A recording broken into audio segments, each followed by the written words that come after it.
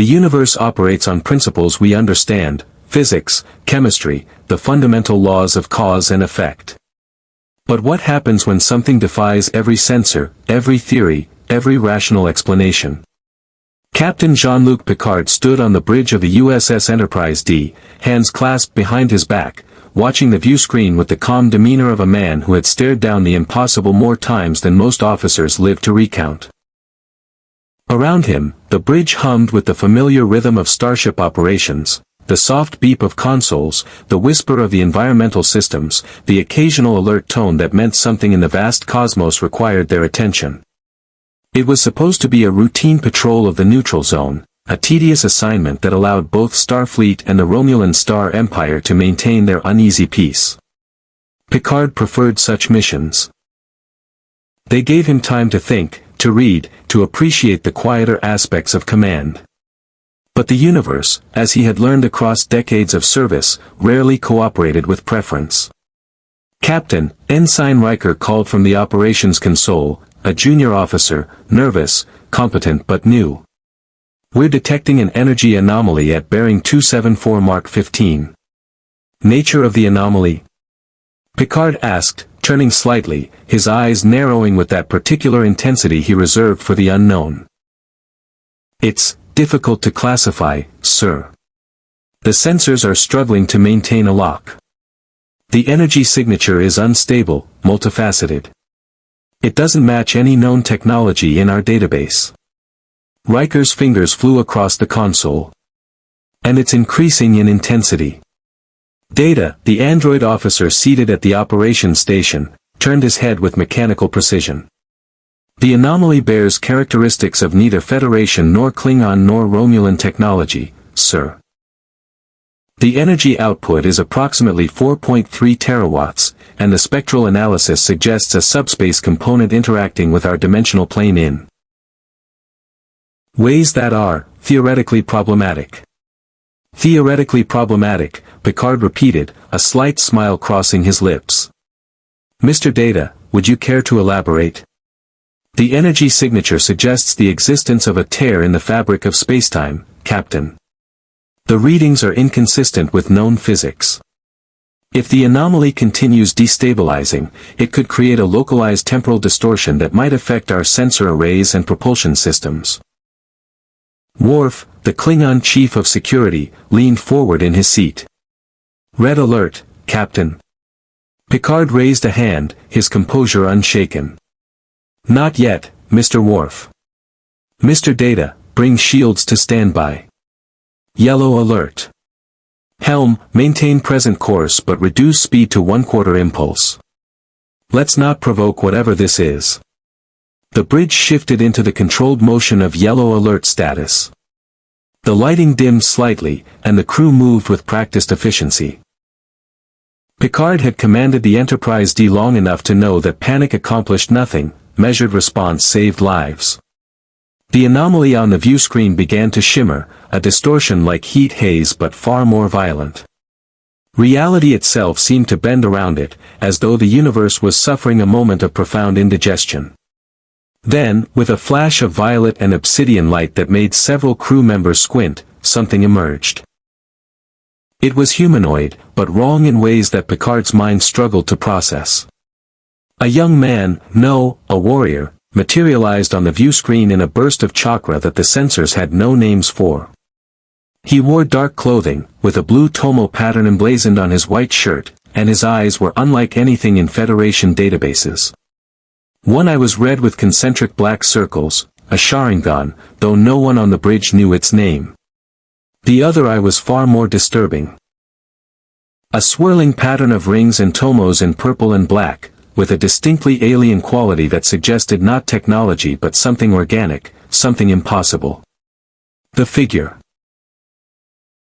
fell to the deck plating with a heavy thud, gasping for air as though he had been drowning.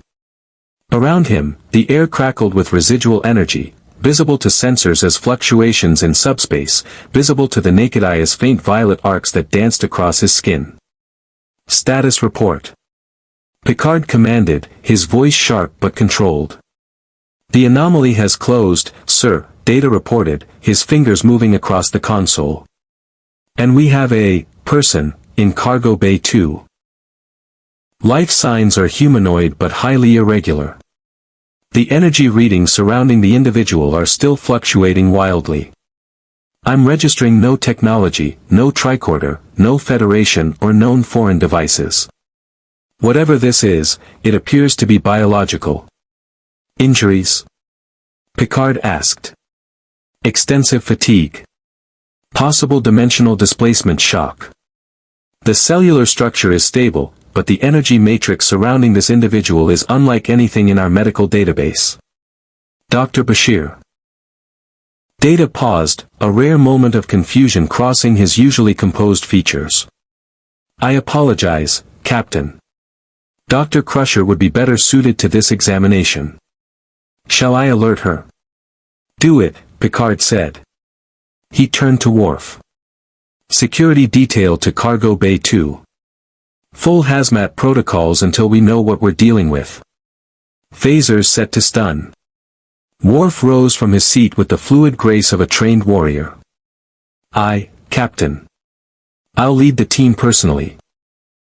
As the chief of security moved toward the turbolift, Picard remained on the bridge, his eyes fixed on the view screen where the anomaly had been.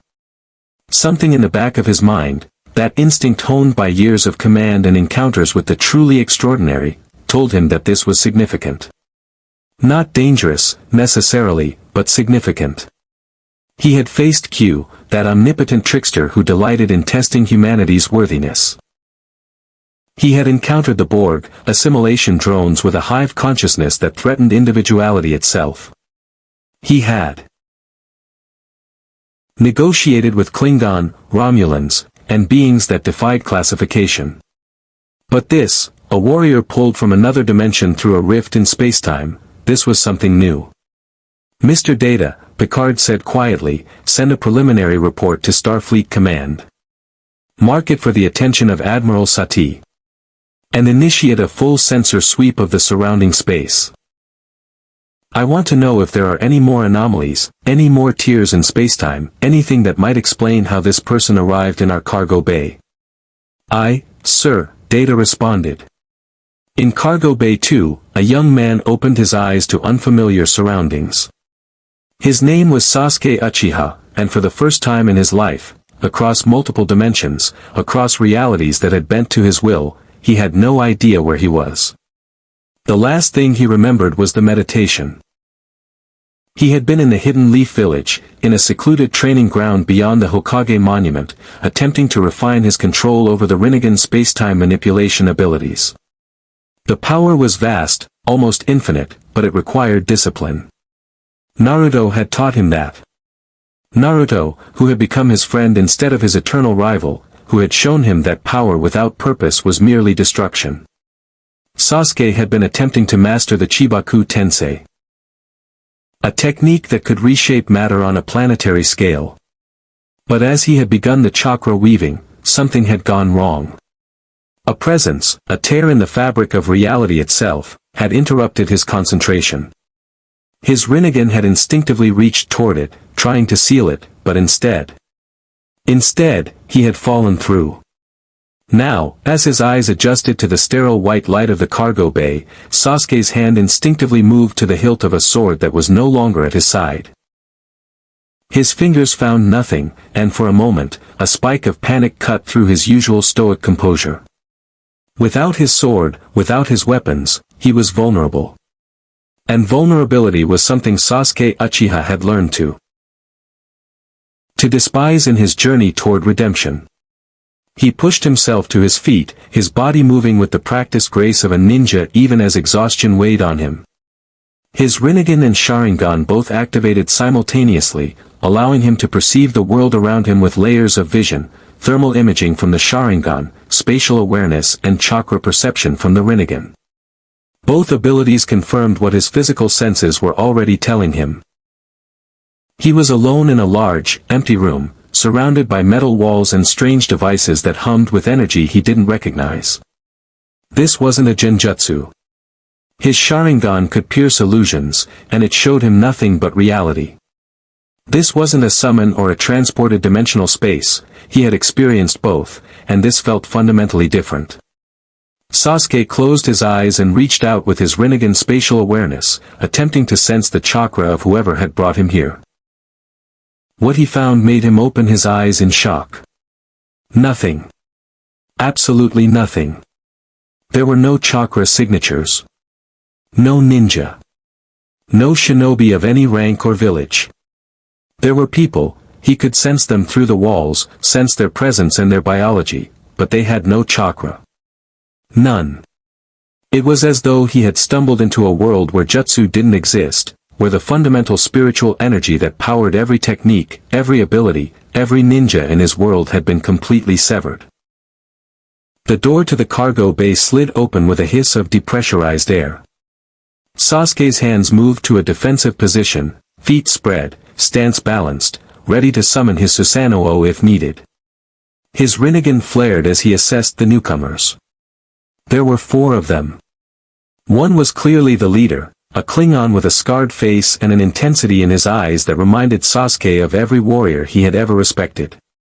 The others were human, with phasers drawn. Weapons Sasuke didn't recognize but could easily perceive as energy-based technology.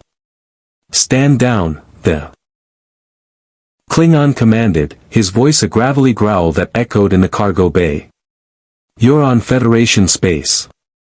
Lower your hands and prepare to be scanned for weapons." Sasuke didn't move. His eyes, one red with black tomos, one with concentric rings and 7 points, fixed on the Klingon with the intensity of a predator assessing prey. "Where am I?" His voice was calm, controlled, but there was an edge to it. The edge of someone who had killed, who had destroyed, and who was prepared to do both again if necessary. "I am Lieutenant Commander Worf, Chief of Security on the Federation Starship Enterprise-D," the Klingon replied, seemingly unbothered by Sasuke's aggressive stance. In fact, there was something in Worf's expression that suggested he recognized and, perhaps, respected it. "You materialized in our cargo bay through an unidentified spatial anomaly approximately 3 minutes ago. Now, I'm going to ask you again, stand down, lower your hands, and prepare to be scanned." Sasuke's mind raced through his options. Fighting would be pointless without understanding the full extent of his capabilities in this world. His chakra was still present, he could feel it coiling within him, but it behaved differently here. More sluggish, somehow. Like trying to draw water from a well that was slightly too deep. Slowly, deliberately, Sasuke lowered his hands. "Name?" Worf asked, stepping forward while the security officers kept their weapons trained on the Uchiha. "Sasuke," he replied. "Sasuke Uchiha." Worf's expression didn't change, but there was something in his posture that suggested recognition, not of the name, but of the bearing, the composure, the quiet intensity that marked a warrior of significant skill. "Well, Sasuke Uchiha, you're a long way from home. Captain Picard is going to want to speak with you." Sasuke's Rinnegan traced the pathways through the ship, perceiving the metal corridors and the network of systems that held this vessel together. This wasn't technology he understood, but it was impressive, complex, elegant in its own way. "What is this place?" he asked. "A starship," Worf replied. "The finest vessel in the Federation fleet. And you, whether you like it or not, are now her guest." The ready room of Captain Jean-Luc Picard was a study in ordered elegance. Floor-to-ceiling windows displayed the star field beyond, an endless expanse of points of light that represented infinite possibility. The walls were lined with literature from 1,000 worlds, ancient Earth texts, Vulcan logic treatises, Klingon poetry, and scientific journals that spanned centuries of Federation history. A desk of polished wood, a luxury in an age of synthetic materials, held PADD devices and a few personal items, a photograph of his family, a model starship, and a small wooden flute that he would sometimes play when the weight of command pressed too heavily. Sasuke Uchiha sat across from Picard, his posture rigid, his eyes, one Sharingan, one Rinnegan, fixed on the captain with an intensity that would have unnerved most officers. He had been escorted through the corridors of the Enterprise-D by security, passing through levels of technology that contradicted everything he understood about power and ability. No chakra. No jutsu. No spiritual foundation for any of the techniques that had defined him for his entire life. "I am Captain Jean-Luc Picard," the captain began, his voice measured and calm. He had faced down countless hostile situations, numerous first contacts with alien species that ranged from curious to actively aggressive. This young man, barely more than a boy, if Picard's assessment was correct, radiated a potential for violence that made even the most hardened Starfleet officers uneasy. But Picard had learned that violence was often a language, and he had become fluent in translation. "You have arrived on my vessel under circumstances that our finest scientists cannot yet explain. Before we proceed, I have several questions. I trust you will answer them honestly." Sasuke said nothing. He simply watched Picard with the stillness of an apex predator, his Rinnegan's ring seeming to rotate slowly as he processed information on levels that normal human perception could not match. Picard, undeterred by the silence, continued. "First, your name is Sasuke Uchiha. Can you tell me your origin? What civilization do you come from? What is your rank or role in your society?" "There is no rank," Sasuke replied, his voice carrying an accent that made several of the words unfamiliar to Federation standard, though the translation matrix compensated admirably. "I am a shinobi. A warrior trained in the art of ninjutsu. I come from a village called Konohagakure, in a land called the Land of Fire. But that is not where I am now." Picard's eyebrows rose slightly, the only outward sign of his surprise. "A shinobi. And what, precisely, is ninjutsu?" "Jutsu," Sasuke corrected, his tone carrying the weight of someone explaining a fundamental truth to one who lacked basic knowledge. "The application of chakra, spiritual energy, to manifest techniques. Elemental manipulation. Body enhancement. Genjutsu, which creates illusions. Taijutsu, which is hand-to-hand combat. Kenjutsu, the art of the sword. But here." He paused, his Rinnegan flaring slightly. "There is no chakra. I can still feel my own, but the world around me is empty. Stripped of the fundamental force that gives power meaning." Picard leaned back in his chair, his fingers steepled beneath his chin. This was a problem that transcended normal first contact protocols. "You're telling me that you possess abilities that are powered by a form of energy unique to your dimension?" "Yes. And those abilities are not functioning at their full capacity here." "Correct. My chakra behaves differently. It is slower to respond. Techniques require more concentration. The spatial manipulation becomes difficult." Sasuke's eyes narrowed. "Your technology interferes with my perception." "All of it. The ships, the weapons, even the air recyclers. They emit a frequency that disrupts my ability to sense clearly." "Fascinating," Picard said, and he meant it. "Mr. Data, our operations officer, has been reviewing the sensor data from your arrival. The energy signature you produced was unlike anything in our database. It was neither purely technological nor purely biological. It was something entirely different. Tell me, Sasuke, how did you arrive here? What were you doing immediately before your dimensional displacement?" Sasuke's jaw clenched slightly, the only indication of the frustration he felt. "I was meditating on my power. Specifically, the Rinnegan. One of the most advanced forms of the Sharingan, a genetic ability that grants perception far beyond normal human capability. I was attempting to master a technique called Chibaku Tensei, a space-time manipulation ability that..."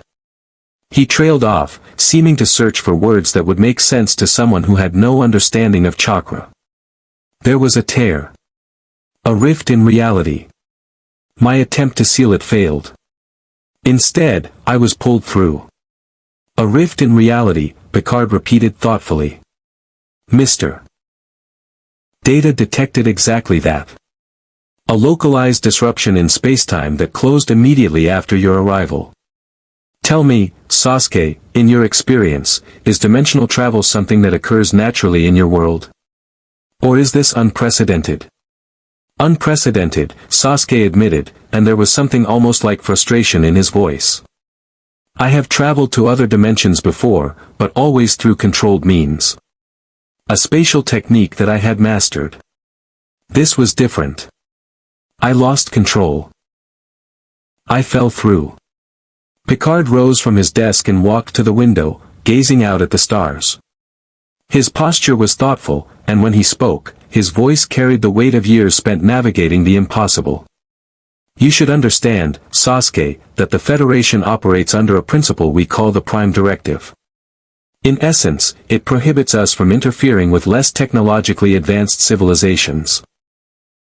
We are explorers, scientists, and peacekeepers, but we do not impose our culture or our technology on others. More importantly, we do not permit members of advanced civilizations to interfere with those less developed. I understand, Sasuke said quietly. You fear disruption. You fear power without control. Not without control, Picard corrected, turning back to face him. We simply believe that each civilization has the right to develop according to its own values and at its own pace. Now, the question before us is, where do you fit into this philosophy? You are not from this dimension. The Prime Directive, technically, does not apply. However, the spirit of the directive, respect for the autonomy of others, remains paramount in Federation philosophy. Sasuke's eyes fixed on Picard with an intensity that seemed to pierce through the captain's carefully constructed composure. Are you asking if I will cause problems? I'm asking if you're willing to accept that in this universe, in this Federation, power is not the primary arbiter of law or morality. We have encountered beings far more powerful than any individual human or humanoid. We have faced artificial intelligences, omnipotent entities, species with technology that defies our understanding. And yet, we have chosen to build a civilization based on diplomacy, on mutual respect, on the principle that differences can be resolved through dialogue rather than force. And if dialogue fails? Sasuke asked. Then we attempt negotiation. And if that fails, we defend ourselves. But we do not initiate aggression simply because we possess the power to do so. Picard returned to his seat. I believe, Sasuke, that you understand this principle already. Your eyes tell a story of someone who has experienced great loss, who has caused great destruction, and who is now seeking redemption. Am I correct? For the first time, Sasuke's composure cracked. His Rinnegan flared, and for a moment, a red aura, Susanoo-OS power, flickered around his shoulders before he forced it down. How could you possibly know that? Because, Picard said gently, I have learned that great power almost always carries with it great responsibility, and great responsibility almost always teaches great humility. The fact that you did not immediately attempt to escape, that you answered my questions, and that you listened to my explanation of the Prime Directive suggests that you are not seeking conflict. You are seeking understanding. Sasuke was silent for a long moment. His Sharingan and Rinnegan cycled through various states, perceiving, analyzing, attempting to understand this captain who seemed to see through the walls that Sasuke had built around himself. I want to return home, he said finally. To my village. To my friends. This place is wrong. The absence of chakra, the emptiness of the spiritual foundation, it makes me feel incomplete. I believe you, Picard said. And we will do everything in our power to help you return. However, that will require us to study the anomaly that brought you here, to understand the mechanism of dimensional travel, and to determine if such travel is even possible with our current technology. These are not quick processes, Sasuke. They may take days. They may take weeks. And in the meantime? Sasuke asked. In the meantime, you will remain aboard the Enterprise-D. You will work with our scientific staff to help us understand the nature of chakra and how it might interact with Federation technology. You will observe our culture, our values, and our approach to problem solving. And in exchange, we will provide you with shelter, sustenance, and assistance in finding your way home. Picard's expression was serious, but not unkind. However, I must make one thing clear. If you attempt to harm any member of this crew, if you attempt to sabotage this vessel, or if you attempt to leave this ship without authorization, we will take measures to stop you. We have weapons and technology that may surprise you. I do not say this as a threat, but as a statement of fact. Do you understand? Sasuke nodded slowly. I understand. You are willing to help, but only if I accept your authority and your rules. Precisely, Picard said. Welcome aboard the USS Enterprise-D, Sasuke Uchiha. I believe you will find our hospitality, and our philosophy, interesting. Perhaps even enlightening. As Sasuke left the ready room, escorted by Worf back toward the quarters that had been prepared for him, his mind was working on levels that even Picard could not have anticipated. The captain had spoken of power and responsibility, of diplomacy and ethics, of a civilization built on principles rather than strength. These were concepts that Sasuke understood intellectually. After all, Naruto had taught him the same lessons through years of conflict and eventual friendship. But understanding and accepting were two different things. For the first time in years, Sasuke found himself in a position where his power, the power that had driven him forward, that had defined him, that had allowed him to walk the path of the Avenger, was not the primary tool at his disposal. Here, on this starship, in this dimension, his Rinnegan and Sharingan were remarkable but not omnipotent. His chakra was sluggish and unfamiliar. His techniques, when he had attempted them in the cargo bay after the initial shock had worn off, had produced results only 80% as effective as they should have been. He was, for perhaps the first time since awakening to his true power, vulnerable. And as he walked through the corridors of the Enterprise-D, past windows that displayed an endless field of stars, Sasuke realized that vulnerability might be exactly what he needed to learn. Not to surrender his power, but to understand it in a different context. Not to abandon his path, but to walk it with greater wisdom. The question was, would this Federation, with its logic and its ethics and its commitment to peaceful resolution, be able to teach him what he needed to know? Or would he find that in this strange new universe, the only language that truly mattered was still the language of power? The Enterprise-D's science lab hummed with the familiar rhythm of Federation research, a symphony of tricorders, PADD devices, and the soft chime of computer terminals processing data streams that would have seemed incomprehensible to anyone outside the scientific community. Dar. Beverly Crusher, the Enterprise's chief medical officer, stood over a holographic display of Sasuke's cellular structure, her eyes narrowed with the focused intensity of someone who had dedicated her life to understanding the biological mysteries of the universe. The cellular mitochondria are slightly different, she murmured, more to herself than to the android beside her. Look here, Data. The energy production pathways. They're optimized for a form of energy conversion that our biochemistry simply doesn't account for. It's as if his cells are designed to process something we don't have a name for. Data leaned in, his positronic brain already analyzing the data stream at speeds that would make human cognition seem glacial by comparison. Fascinating.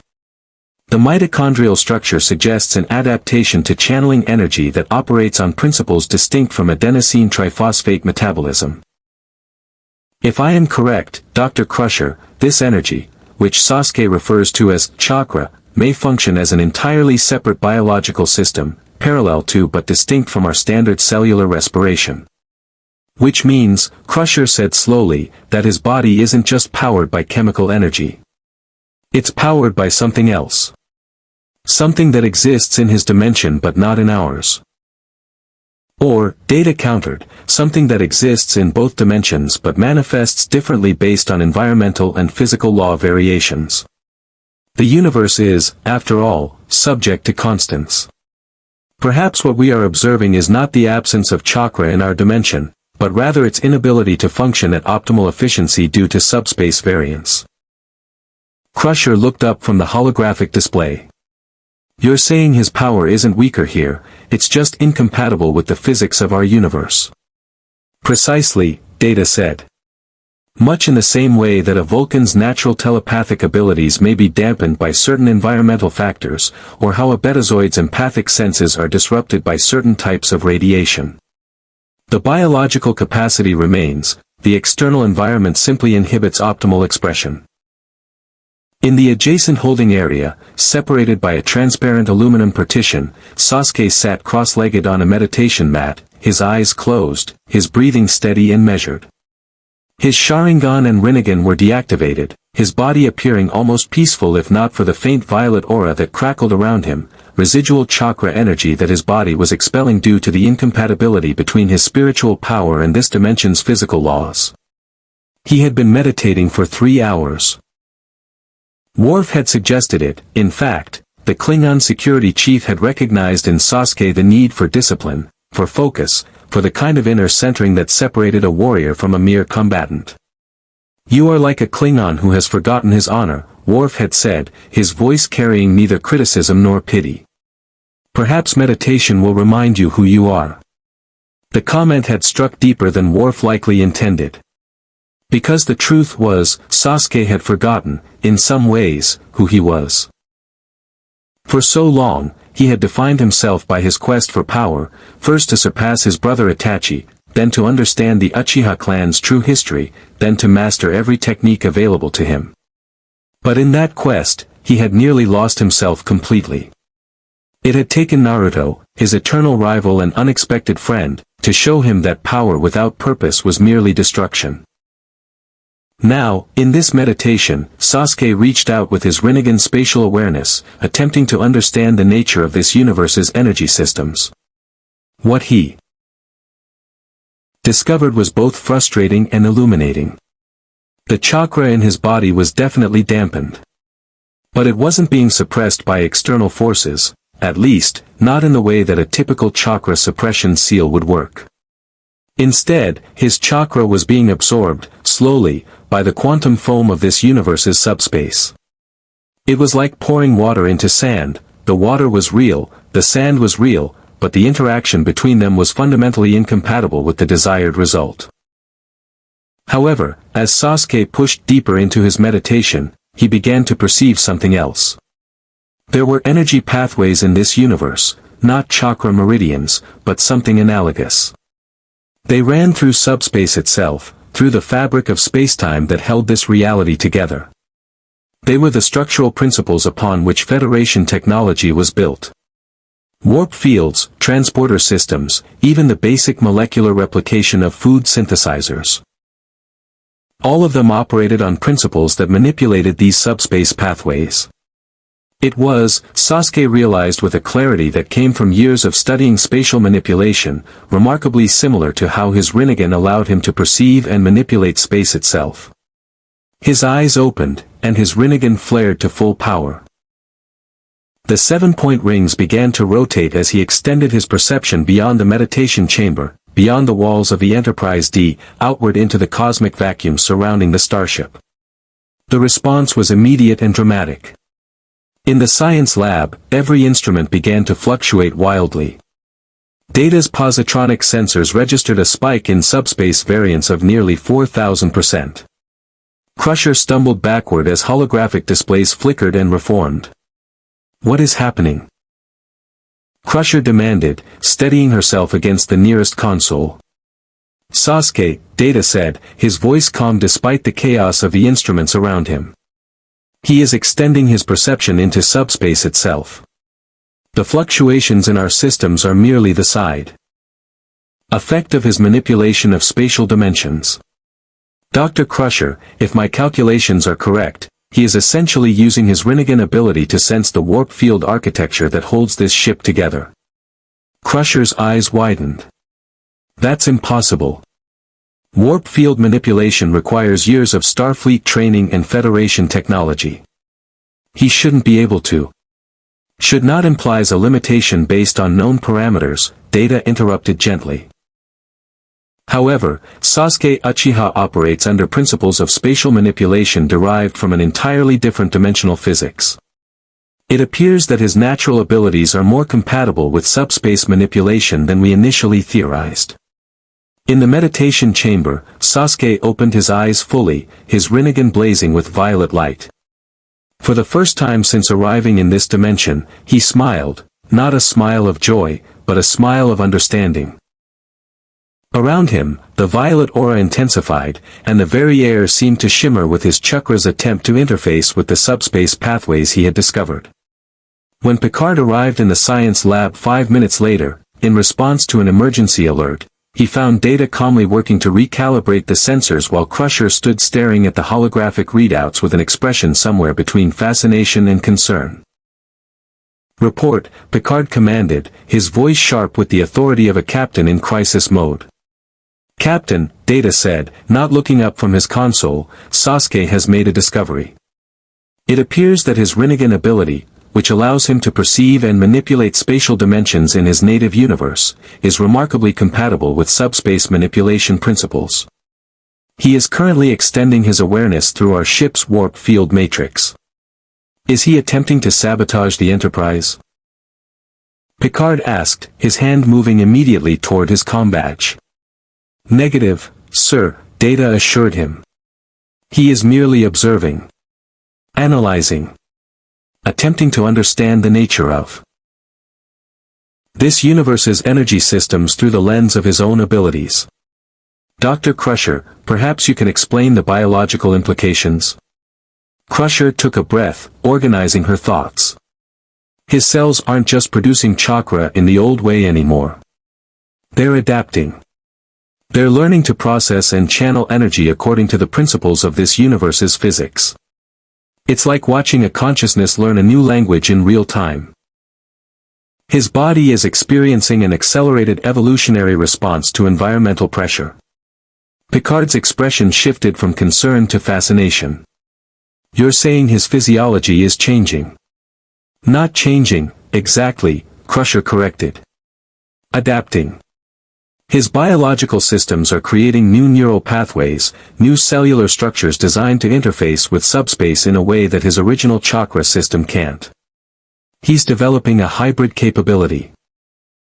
His Rinnegan is learning how to speak Federation science."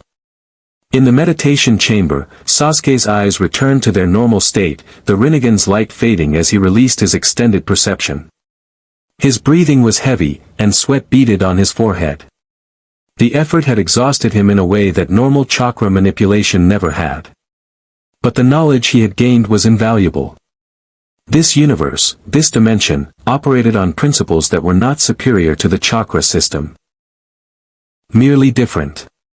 But those differences created opportunities. If he could learn to channel his chakra through subspace pathways instead of trying to force it through physical space, he could potentially recover some of his lost power. More than that, he might be able to accomplish things that even his full power in his native dimension could not achieve. The question was, should he attempt it? Worf entered the meditation chamber a moment later, a PADD in his massive hands. "Captain Picard wishes to see you," the Klingon said simply. "He has questions about what you were doing to our ship's systems." Sasuke rose too. His feet with fluid grace, his dark eyes meeting Worf's with a respect that only warriors who understood honor could exchange. "I was not attempting sabotage," he said. "I was attempting to understand." "I know," Worf replied. "I told Picard as much. A warrior does not strike blindly. He first assesses his enemy. You were assessing your surroundings. This is wise." As Sasuke followed Worf through the corridors of the Enterprise-D, he could feel the strange pull of subspace around him, the way it seemed to flow through the very fabric of the ship. In his native dimension, the concept of subspace was understood intellectually but could not be directly perceived or manipulated. Here, it was almost tangible. When he reached Picard's ready room, the captain was waiting with Data and Crusher present as well. The expression on Picard's face was not angry, but it was serious. "Sasuke," Picard began, "your actions in the last few minutes caused significant fluctuations in our vessel's primary systems. I need to understand what you were doing and whether it poses an ongoing threat to the Enterprise-D." Sasuke sat without being invited, his posture straight and dignified. "I was not attempting to damage your ship. I was attempting to understand how power functions in this dimension. My Rinnegan allows me to perceive and manipulate spatial dimensions. In my world, this manifests as chakra manipulation and space-time control. Here, the same principle manifests differently. I was attempting to learn the language of your universe's power structure." Data's eyes widened slightly, a rare show of surprise from the android. "Captain, if I may, Sasuke has just described a remarkably sophisticated understanding of dimensional physics. His ability to perceive parallels between chakra-based spatial manipulation and subspace-based dimensional structure suggests a level of intuitive scientific reasoning that rivals Starfleet Academy's most advanced physics courses. In other words," Crusher added, "he's not just powerful. He's smart. He's learning to use his abilities in ways that are compatible with this universe's physics." Picard leaned back in his chair, a slight smile crossing his features. "Tell me, Sasuke. If you were to successfully integrate your chakra system with this universe's subspace principles, what would be the result?" "Enhanced capability," Sasuke replied without hesitation. "My power here is currently at approximately 85% of its optimal level due to incompatibility between my chakra and your dimension's physics. If I could learn to channel my spiritual energy through subspace pathways instead of purely through physical space, I might recover 95%, possibly more. Which would make you," Picard said quietly, "one of the most powerful beings ever to step foot on this vessel." "Yes," Sasuke acknowledged. "And how do we know?" Picard asked, his voice carrying no threat but simply stating the logical concern, "that once you achieve that level of power, you will not decide that the Federation's principles are obstacles rather than guides?" Sasuke's Sharingan flickered to life for just a moment, and in that moment, Picard saw something in the young man's eyes, a memory of tremendous loss, of power wielded without wisdom, of destruction wrought in the name of strength. When Sasuke spoke, his voice was quieter than before. "Because I have already learned that lesson," he said. "I have destroyed things I loved in my pursuit of power. I have killed people I should have protected. And when I finally achieved my ultimate power, when I became strong enough to reshape the world according to my will, I discovered that the only thing that mattered was whether anyone was there to stand beside me. Power without connection, without purpose, without people to share it with, that is not power. That is merely loneliness." The ready room fell silent. Picard exchanged a glance with Crusher, who gave an almost imperceptible nod. Even Data appeared to be processing the philosophical weight of Sasuke's statement. "Very well," Picard said finally. "You will continue your research into the integration of chakra and subspace. You will work with Dr. Crusher, with Data, and with our engineering team. Together, we will help you understand this universe's physics. In exchange, you will help us understand chakra and how it might be utilized safely within Federation parameters. And you will accept that your power, whatever it becomes, operates within the context of this ship and this crew's values. Agreed?" "Agreed," Sasuke said. As Sasuke left the ready room and headed toward the science labs, where Crusher was already preparing a series of experiments, something fundamental shifted in the young Uchiha's understanding of his place in the cosmos. For the first time, power was not something to be pursued in isolation. It was something to be discovered in collaboration, in the exchange of knowledge between different perspectives, different dimensions, different ways of understanding the universe. It was a terrifying thought. But it was also, Sasuke realized, exactly what he had been searching for all along.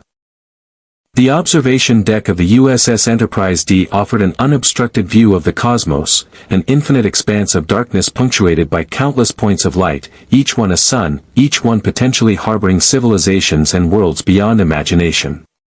Worf stood at the transparent aluminum viewport, his hands clasped behind his back in a posture that mirrored Picard's own characteristic stance. Beside him, Sasuke Uchiha gazed out at the stars, his Sharingan deactivated, his Rinnegan cycling through various perceptual modes as he attempted to understand the spatial relationships between the distant points of light. In Klingon culture, Worf said, his voice a low rumble that carried the weight of centuries of warrior tradition, we have a concept called kapla, success, or fortune. It is what we wish upon those who enter battle. But there is a deeper meaning. It means to triumph not just over enemies, but over one's own limitations. To become greater than you were. Sasuke turned his head slightly, acknowledging the statement without taking his eyes fully from the stars. And you see that in me. I see it in your eyes, Worf replied. The eyes of someone who has fought against themselves far more fiercely than against any external enemy. That is the mark of a true warrior. For the past 18 hours, Sasuke had been working with Crusher, Data, and the Enterprise's science team in an intensive study of how his chakra system could interface with Federation subspace physics. The results had been remarkable. His cells were indeed adapting, creating new neural pathways that allowed him to channel his spiritual energy in ways that were compatible with this dimension's fundamental laws. His power had stabilized at approximately 88% of its optimal level. A significant improvement from the initial 85%, and the trend was upward. But integration came with complications. There is something I do not understand, Sasuke said to Worf. In your Klingon philosophy. In your emphasis on strength and honor, how do you reconcile those values with serving under Captain Picard? The Federation does not seem to prize combat strength as highly as your culture does. Worf's expression shifted, becoming more contemplative. When I first joined Starfleet, I asked myself the same question. I believed that serving aboard a starship meant abandoning my Klingon heritage, my warrior's pride. But I came to understand that true strength is not found only in combat. It is found in discipline, in loyalty, in the willingness to defend those weaker than yourself. Captain Picard is the strongest warrior I have ever served under, and he has never raised a blade in my presence. How is that possible? Sasuke asked, turning to face the Klingon fully. Strength without the ability to enforce it is merely philosophy. No, Worf said, and there was a fierce intensity in his eyes now. Strength without the wisdom to use it responsibly is merely destruction. Captain Picard has taught me that true strength is the power to choose restraint. Any being with sufficient force can destroy. It takes genuine strength to preserve, to protect, to build rather than tear down. Sasuke was silent for a long moment, processing Worf's words against the backdrop of his own experience. His journey had been defined by the pursuit of power. First to kill his brother Itachi, then to understand his clan's history, and finally, after the Fourth Shinobi War, to find a purpose that extended beyond his own ambitions. Naruto had shown him that very lesson, that the true measure of a shinobi was not the jutsu they could perform but the bonds they could forge and the futures they could protect. Your captain, Sasuke said finally, he understands this principle. Better than anyone I have ever known, Worf agreed. That is why he is worthy of my service. Their conversation was interrupted by a red alert klaxon that suddenly blared throughout the observation deck. Both Sasuke and Worf straightened, their warrior instincts immediately engaging as the stars on the viewport suddenly shifted, the ship's engines accelerating. Yellow alert status, a voice announced over the comm system. All hands report to battle stations. This is not a drill. Worf was already moving toward the nearest turbolift. Come, he said to Sasuke. The bridge. Captain Picard will need his security chief. As they raced through the corridors of the Enterprise-D, Sasuke's Rinnegan flared to life, extending his perception beyond the ship's hull. What he sensed made his blood run cold. 3 vessels, moving at attack velocity. They were unlike the Federation starship he was aboard, sleeker, more predatory, with a design philosophy that emphasized weapons over comfort or scientific exploration. Their energy signatures were vaguely familiar to Sasuke, though he had no frame of reference in his original dimension. When they reached the bridge, Data was already at his station, his positronic brain processing tactical data at inhuman speeds. Picard stood in the center of the bridge, his posture calm despite the red alert status that had transformed the Enterprise-D into a warship. "Captain," Worf announced, taking his position at the tactical console, "intruders on intercept course. 3 vessels, configuration unknown. Put them on screen," Picard commanded. The view screen flickered, and suddenly 3 ships were visible, sleek, angular, with a distinctly militaristic design. Their hulls were a mottled gray-green, and their weapons arrays were already powering up. The lead vessel transmitted a subspace message, and the translation matrix on the bridge converted the transmission into Federation standard. "Federation starship, this is Commander Talvor of the Romulan warbird Cortex. You are in violation of the neutral zone. Surrender your vessel immediately, or we will open fire." Picard's expression did not change. "Mr. Data, analysis. Why would the Romulans be interested in us at this particular location?" "Captain," Sasuke said, his voice cutting across the normal bridge protocols in a way that would normally have warranted a reprimand from Worf, "they are not here for the ship. They are here for me." Everyone on the bridge turned to look at the young Uchiha, whose Rinnegan was flaring with an intensity that made several crew members instinctively step back. "Explain," Picard said, though his eyes never left the view screen where the Romulan warbirds were closing the distance. "When I extended my perception into subspace, when I was learning the nature of this dimension's physics, I created a disturbance. Not large, but noticeable to anyone monitoring subspace variance patterns. The Romulans must have detected it. They are not after your ship. They are after the source of that disturbance. They are after me." Data's fingers flew across his console. "Captain, long-range scan indicates that the Romulan vessels have been conducting subspace surveillance of this sector for approximately 37 hours. They have been tracking our movement pattern and appear to have positioned themselves for an intercept. They want him," Riker, the first officer, said from his position beside the captain's chair. "They want to study whatever he is. Or weaponize him," Worf added grimly. Picard stepped forward, his voice steady as he addressed the view screen. "Commander Talvor, this is Captain Jean-Luc Picard of the Federation starship Enterprise-D. The individual you seek is under Federation protection. I suggest you reconsider your current course of action." The response came after a brief delay, and it was not what Picard had hoped for. "Captain Picard, your protection is noted but irrelevant.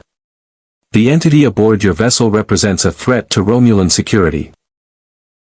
We have detected unprecedented energy signature fluctuations emanating from your ship. The Tal Shiar has determined that this entity must be secured for study. Stand down your shields or we will destroy your vessel and retrieve what we seek from the wreckage." The threat hung in the air like a physical presence. Picard's jaw tightened slightly, but when he spoke, his voice remained measured. "All hands, raise shields. Yellow alert to red alert. Charge weapons to standby." Picard turned to face Sasuke directly. "I gave you my word that you would be protected aboard this vessel. The Federation does not abandon those under our protection, regardless of the threat arrayed against us." "Captain," Sasuke said, his voice carrying a weight that made even Picard pause, "I cannot allow you to risk your ship and crew because of me. I am not your responsibility. I am a stranger from another dimension who has been aboard your vessel for less than a day." "You may be all of those things," Picard replied, "but you are also someone who has shown good faith, who has demonstrated a willingness to learn and adapt, and who has been vulnerable enough to admit when you were wrong about this universe's nature. That is enough to earn the protection of the Federation, Sasuke Uchiha. Now, are you willing to trust me?" Sasuke's Rinnegan flared, and for a moment, his entire form was wreathed in violet chakra, his power, his essence, his willingness to fight. But then, slowly, he allowed the aura to fade. "I trust you," he said quietly. "Mr. Worf, Picard commanded, evasive maneuvers Delta pattern. Mr. Data, calculate an intercept course for the neutral zone boundary. If the Romulans want to follow us, they will be in clear violation of Federation space. Course plotted and entered, sir, Data responded instantly. The Enterprise-D banked sharply, its engines straining as the massive starship accelerated away from the Romulan vessels.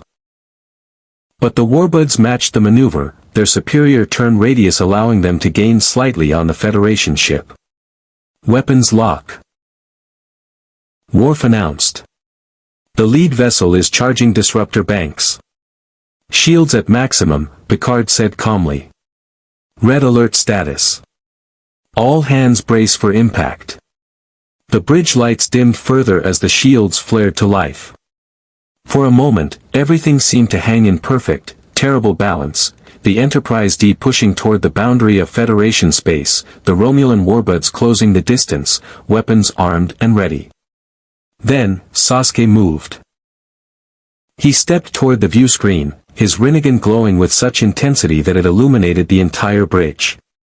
Before anyone could react, before Picard could issue an order, Sasuke extended his hand and, in a display of power that no sensor aboard the Enterprise-D had ever registered, reached out with his spatial manipulation ability through the subspace pathways he had learned to perceive. The three Romulan warbuds suddenly found their forward momentum arrested. Their inertial dampeners screamed in protest as the vessels were forced to decelerate at a rate that should have been impossible without technological intervention. Crew members aboard the Romulan ships were thrown against bulkheads, instruments exploded in cascades of sparks. But Sasuke didn't attack them. He simply held them, suspended in space, their weapons offline, their engines dead in the water. This is Sasuke Uchiha, he said, his voice carrying across the subspace channels in a way that no one on the Enterprise-D bridge could fully explain, to any Romulan vessel pursuing this starship. You will cease your pursuit. You will return to Romulan space. You will not attempt to follow us again. If you do, I will consider you a threat and respond accordingly. Do you understand? The response came from Commander Talvor, and it carried something that sounded almost like fear. Understood, entity. We are withdrawing. Sasuke released his hold on the Romulan vessels, allowing them to drift freely in space. Without their engines functional, they posed no immediate threat. And by the time they could restore power and pursue, the Enterprise-D would be well within Federation space. Sasuke turned away from the view screen, and as he did, his Rinnegan faded back to its normal state. He looked directly at Picard.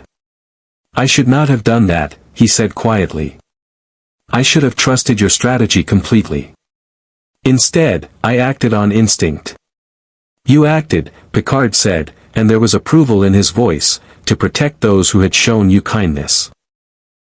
That is not something to apologize for, Sasuke. That is something to be proud of. You have shown that you understand the difference between power and responsibility better than many beings I have encountered. Worf was staring at Sasuke with something approaching reverence in his eyes. That, the Klingon said quietly, was the most magnificent display of warrior discipline I have ever witnessed. You possessed the power to destroy those vessels, and you chose mercy instead. That is true strength. As the bridge crew began to recover from the adrenaline spike, as damage reports started coming in from throughout the ship, Sasuke stood silently, his thoughts turning inward. He had just demonstrated a power that his new allies, these Starfleet officers, did not fully understand. He had manipulated subspace in a way that no Federation technology could match. And in that moment, he had proven Picard's assessment correct. He had chosen restraint over destruction. Perhaps, he thought, this dimension had more to teach him than he had initially realized. And perhaps he had more to teach it as well. The Prime Directive was not merely a regulation.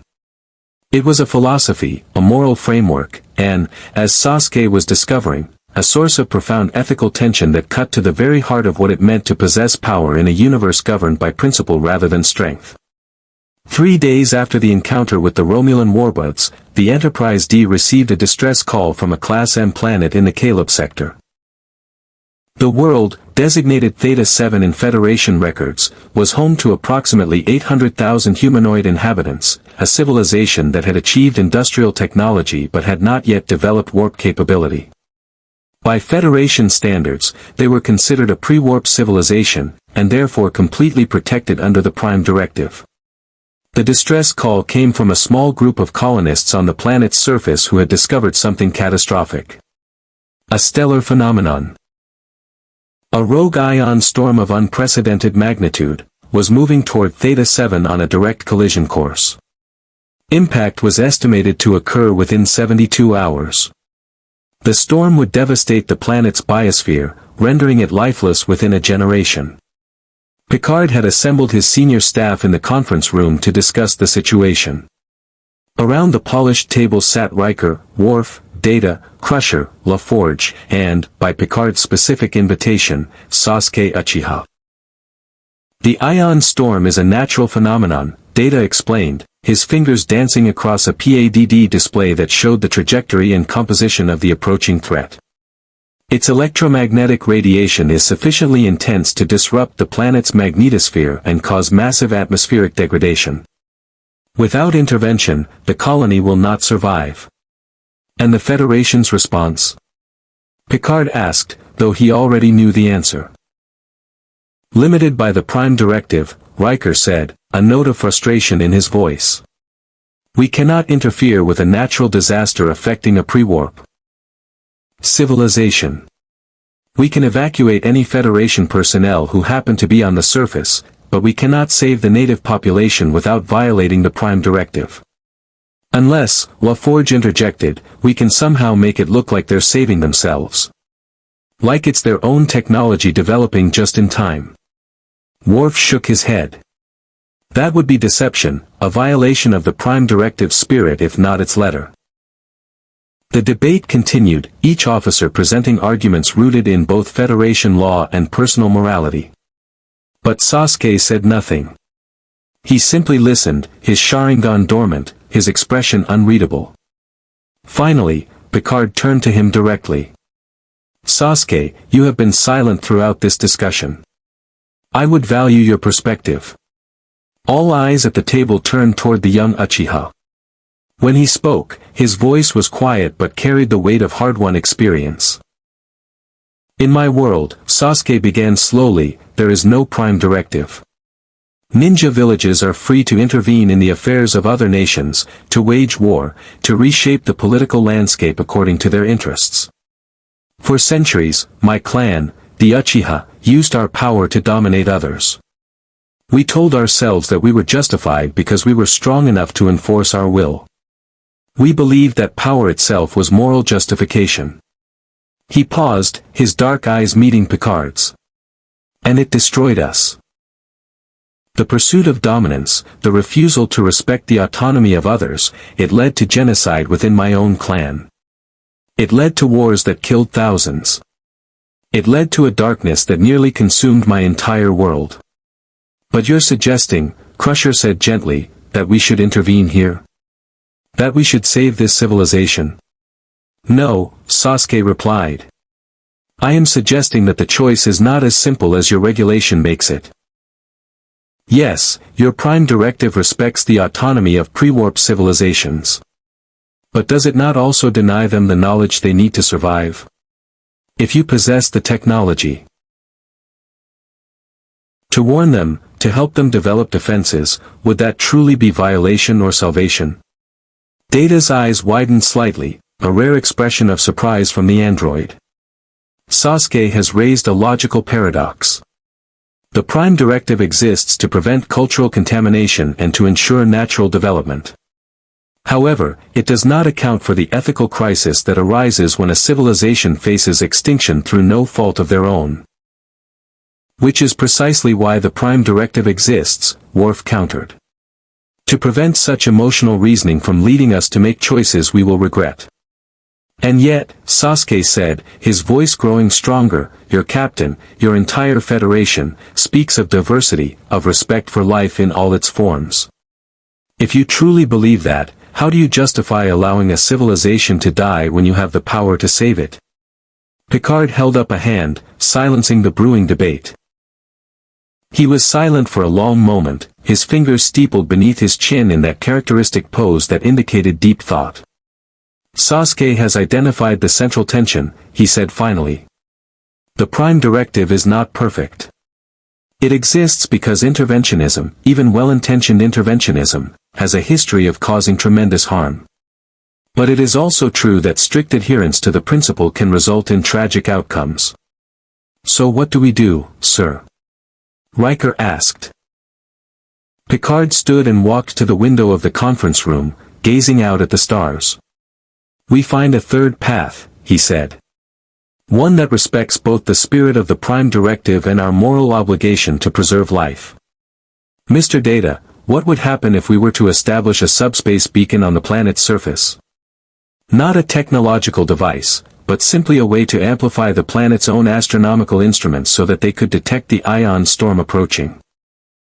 Data processed the suggestion for approximately 2.3 seconds.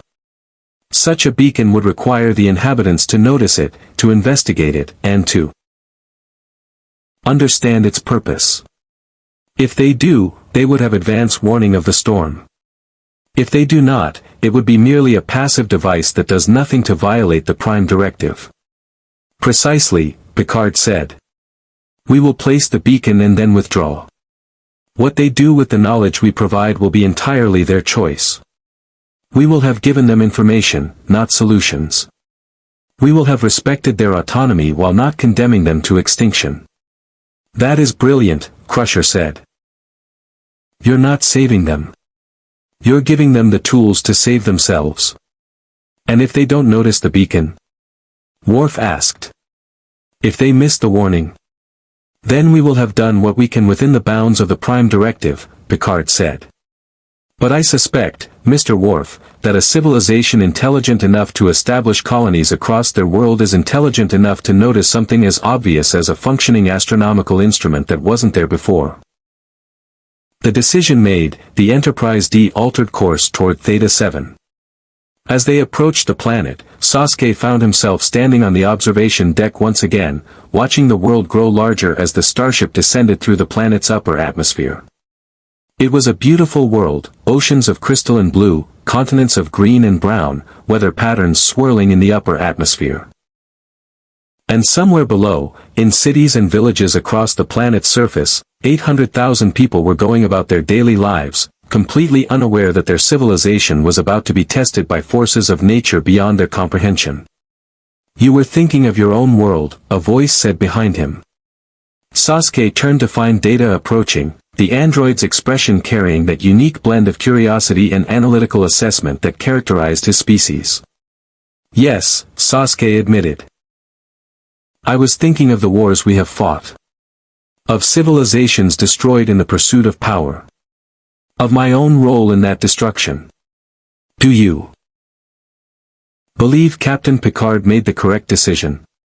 Data asked. I believe he made the most ethical decision available, Sasuke replied.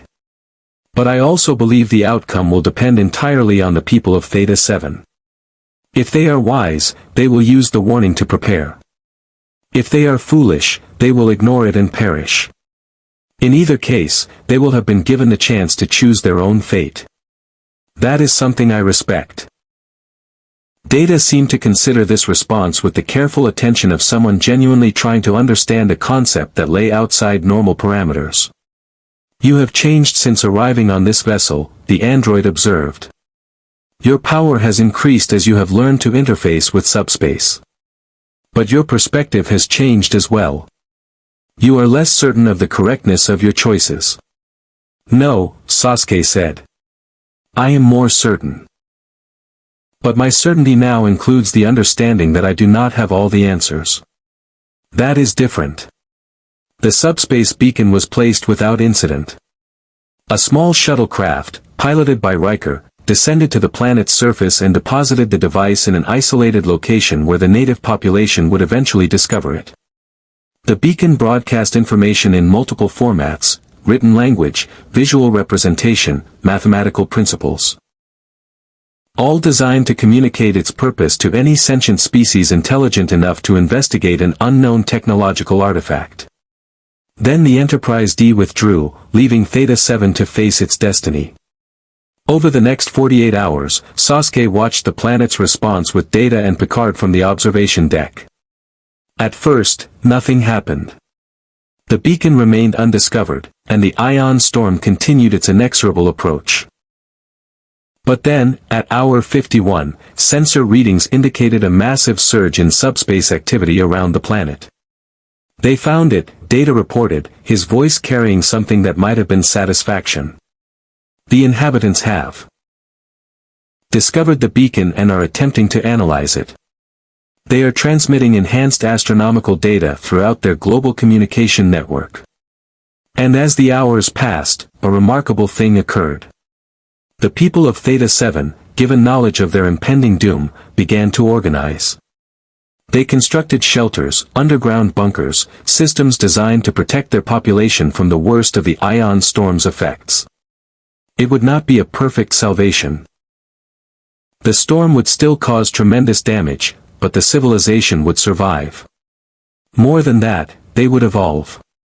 They would develop new technologies, new understanding of their universe, entirely through their own efforts and choices. Captain Picard was correct, Sasuke said quietly, watching the planet mobilize below them. You gave them not salvation, but agency. You gave them the opportunity to save themselves. That, Picard said, appearing beside the young Uchiha with his characteristic silent grace, is the true meaning of respect. It is not enough to help others. We must help them in ways that preserve their autonomy, that allow them to grow and develop according to their own values and choices. Sasuke turned to face the captain directly. In my world, I was taught that power meant the right to dominate. To shape others according to my will. I have spent years unlearning that lesson. But I am beginning to understand that your federation has a different philosophy. That in this dimension, with your science and your technology, you have learned what it took my world centuries of bloodshed to discover. That true power lies not in domination, but in the wisdom to use strength responsibly. And do you believe, Picard asked, that this philosophy is correct? Yes, Sasuke replied without hesitation. I do. But I also believe it is fragile. It requires constant vigilance, constant choice, constant reminder that the easy path of domination is always there, waiting. It would be simple for you to force your values on other civilizations. But you choose not to. That choice, renewed every day, is what makes the Federation worthy of my respect. Picard smiled, a rare, genuine expression that spoke of approval and something deeper. Then perhaps, Sasuke, your time aboard the Enterprise-D is serving a purpose beyond simply finding your way home. Perhaps you are here to help us remember why our principles matter. As the ion storm approached Theta-7, and the people of that world braced themselves for the trials ahead, Sasuke understood something fundamental. Power was not the ultimate measure of strength. Choice was. The ability to do what was right, even when doing what was easy would be simpler, even when no one would judge you for failing, that was true strength. And perhaps, for the first time since arriving in this dimension, he understood why the Federation's way might ultimately be more powerful than any jutsu, any technique, any individual ability to reshape reality. Because it made people want to be better. Not through force, but through inspiration. The artificial mind of Data Song was not designed to dream, yet as he analyzed the philosophical implications of Sasuke's presence aboard the Enterprise-D, something remarkably close to contemplation occupied his positronic processors.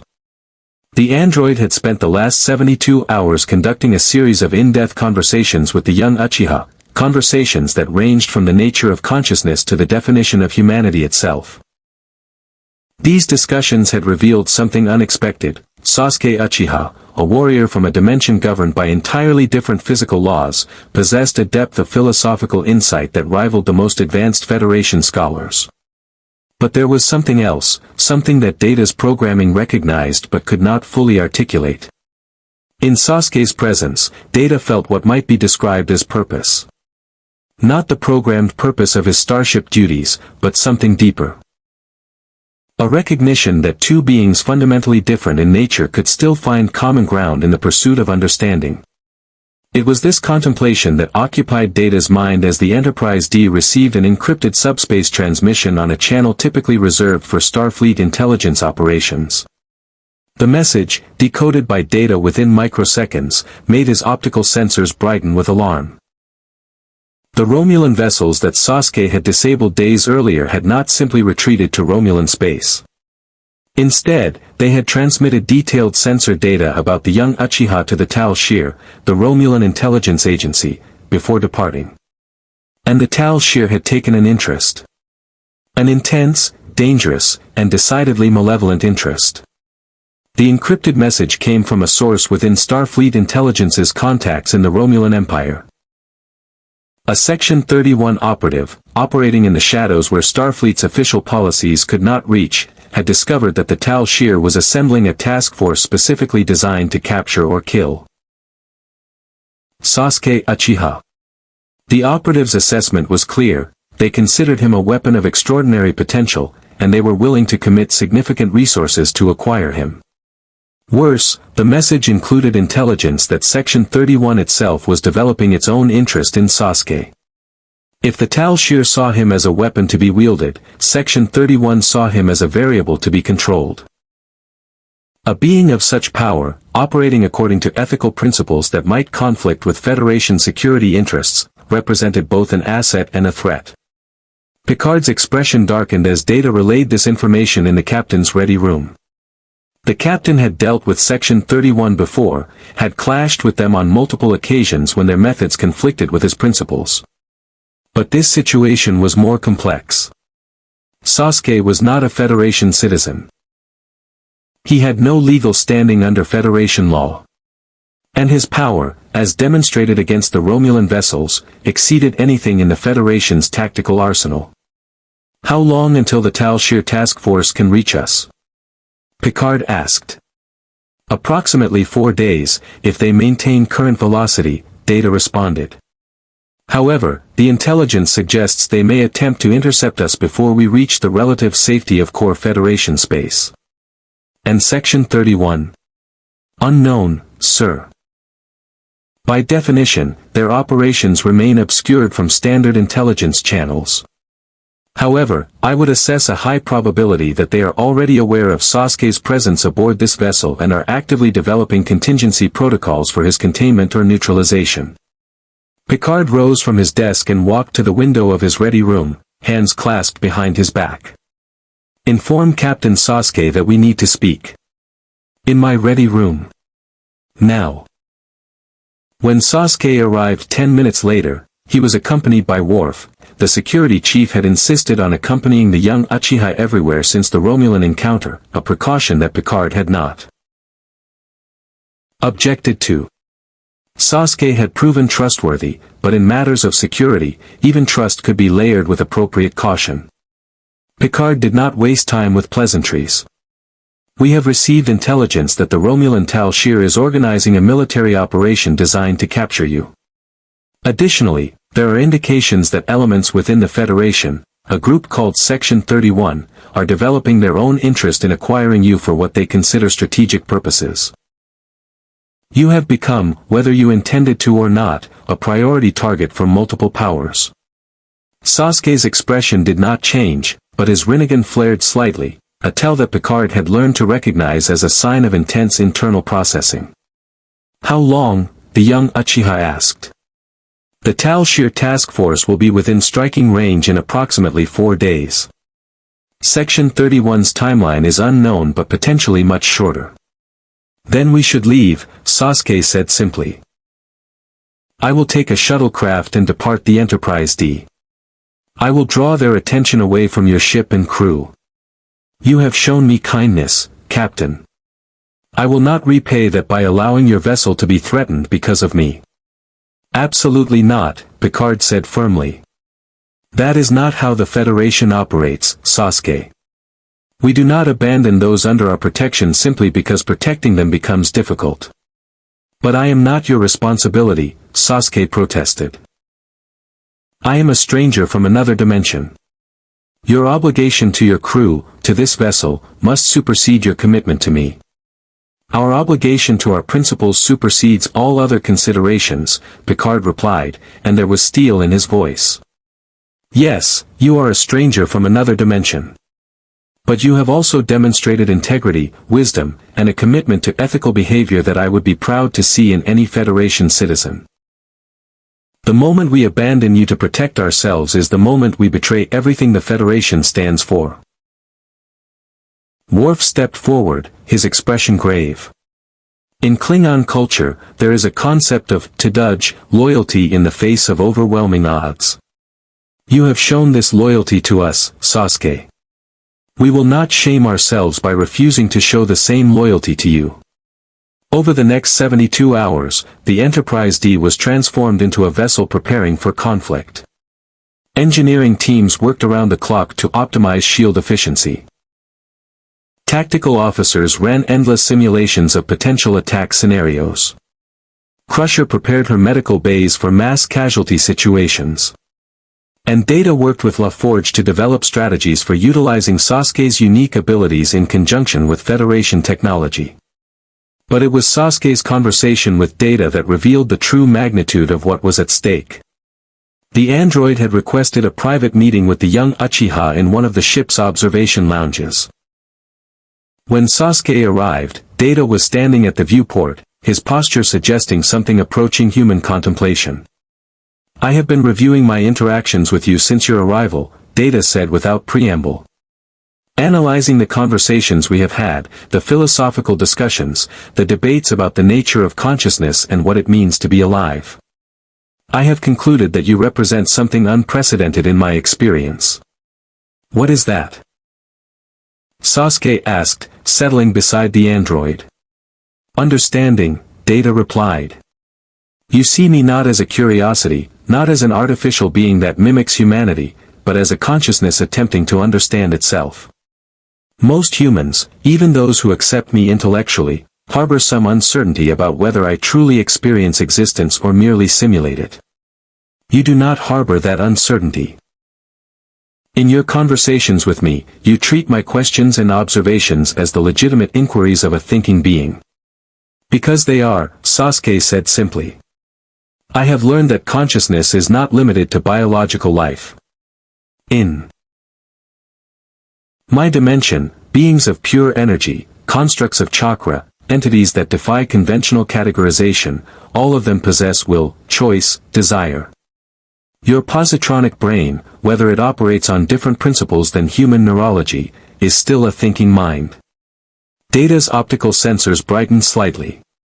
Then you do not fear me, as some do. You do not view me as a potential threat to biological life.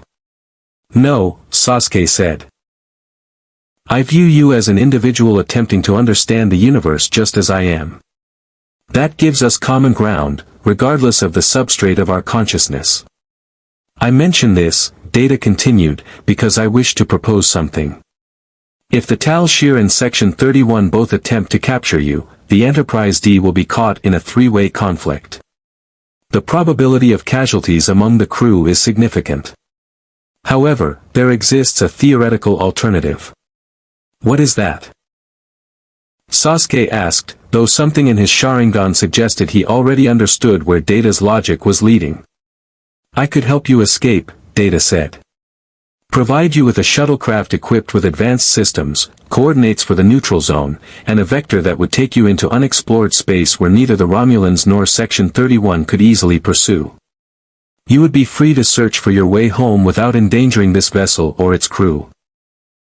Sasuke turned to face the android fully, his Rinnegan and Sharingan both active, perceiving Data on multiple levels of reality. You are proposing to betray Captain Picard's orders. I am proposing to save lives, Data corrected. Captain Picard's commitment to protecting you is admirable and consistent with Federation principles. However, it may result in the deaths of crew members under his command. If I could prevent those deaths by assisting your departure, would that not be the logical course of action? It would be, Sasuke acknowledged. And it would also be a betrayal of the trust that Picard has placed in you. Which is precisely why I will not accept your offer. Data's optical sensors dimmed slightly, a sign of confusion. Your logic is inconsistent. You claim to value loyalty, yet you would choose to remain aboard this vessel knowing that your presence increases the danger to the crew. Because, Sasuke said, and his voice carried the weight of hard experience, loyalty is not measured by the ease of the choice, but by the cost of the choice. If I fled now, I would be choosing the easy path. I would be saving myself at the cost of Picard's honor, your integrity, and the Federation's principles. That is not a cost I am willing to pay. He paused, his dark eyes meeting Data's optical sensors. In my world, there was a man, a mentor, a teacher, named Kakashi. He once said that those who break the rules are trash, but those who abandon their comrades are worse than trash. I have learned the truth of that statement through tremendous loss. I will not abandon you or this crew now, regardless of the danger. Data processed this response for several seconds. You have chosen emotional loyalty over logical self-preservation. No, Sasuke corrected. I have chosen to trust that loyalty, combined with Picard's tactical brilliance and this ship's capabilities, will be sufficient to overcome the threats we face. That is not emotion overriding logic. That is faith in a strategy based on principles. When the Enterprise-D sensors detected the Romulan task force approaching, it consisted of 4 warbuds, a significantly larger force than the initial encounter. They moved in perfect formation, weapons hot, sensors active, clearly intent on either capturing or destroying the Federation vessel. But they were not alone. As the Enterprise-D went to red alert, Data detected a second fleet dropping out of warp space on a parallel intercept course. These vessels bore no Romulan markings.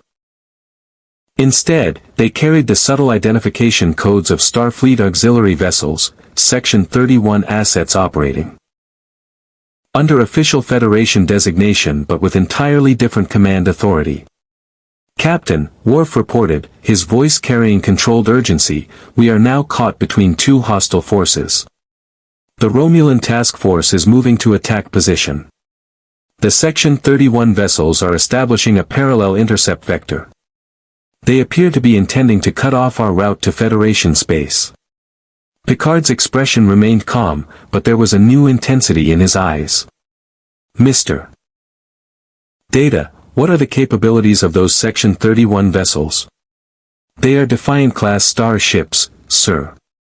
Heavily armed, with advanced tactical systems. Individually, they are slightly inferior to the Enterprise-D, combined, they represent a significant threat. However, the simultaneous approach of both Romulan and Section 31 forces suggests an unexpected strategic complication. Which is? Picard prompted. If Section 31 intends to acquire Sasuke Uchiha, they cannot allow the Romulans to do so first. Conversely, if the Romulans strike at the Enterprise-D, Section 31 vessels may be forced to engage them to prevent Federation technology from falling into Romulan hands. We may be caught not in a direct conflict, but in a 3-way strategic standoff. And that is exactly what happened. As the fleets approached, the Romulan vessels slowed their advance, recognizing that attacking the Enterprise-D with Section 31 vessels present would result in a conflict with Federation forces. Section 31, for their part, did not openly attack the Enterprise-D because doing so would constitute an act of war against a Federation captain, a political liability they were unwilling to accept. Instead, they broadcast a message. Captain Picard, this is Commander Vance of the USS Endeavour. Stand down your shields and prepare to transfer the individual known as Sasuke Uchiha to our custody. He represents a security threat to the Federation and must be contained under proper protocols. Comply or we will be forced to take action. Picard looked at Sasuke, his expression unreadable. Your decision, Sasuke. Will you surrender to Section 31, flee into Romulan space, or will you trust me to find a third option? Sasuke's Rinnegan flared with violet light, his chakra surging as he extended his perception outward through subspace itself. He could feel the Romulan vessels, taste the violence in their weapons systems. He could sense the Section 31 ships, with their cautious aggression and political calculation. And he could feel the heartbeat of the Enterprise-D, the trust of her crew, the determination of a captain who would not bend. "I trust you," Sasuke said simply. Captain Picard had faced impossible situations before. He had negotiated with the Borg, survived encounters with Q's incomprehensible power, and walked through battlefields where logic suggested his survival was statistically improbable. But he had never faced a situation quite like this one, caught between two hostile forces, both intent on acquiring a young man from another dimension, with his crew's safety balanced on a knife's edge between political calculation and military force. Yet as he stood on the bridge of the Enterprise-D, watching the three fleets position themselves in a deadly triangle, Picard felt something he had not expected: clarity. "Mr. Data," Picard said, his voice carrying the calm authority of someone who had made a decision and accepted all its consequences, "open a channel to both Commander Talvor and Commander Vance. I wish to address them simultaneously." "Channel open, sir," Worf confirmed. Picard stepped forward, his posture straightening with the weight of command. "This is Captain Jean-Luc Picard of the Federation starship Enterprise-D. I am transmitting to you the complete sensor data regarding Sasuke Uchiha's arrival in our dimension, his physiological composition, his demonstrated abilities, and all scientific analysis we have conducted since his arrival. This information is being transmitted simultaneously to both Romulan and Federation vessels, as well as to the Federation Science Council and Starfleet Command." "Captain," Vance's voice came back, sharp with anger, "you are compromising Federation security protocols. Stand down immediately." "On the contrary," Picard replied, "I am upholding the principles upon which the Federation is founded. Sasuke Uchiha is not Federation property. He is not a weapon to be controlled or a resource to be exploited. He is a sentient being with rights and agency. By releasing this information publicly, I am ensuring that no single faction, whether it be Section 31, the Romulan Empire, or any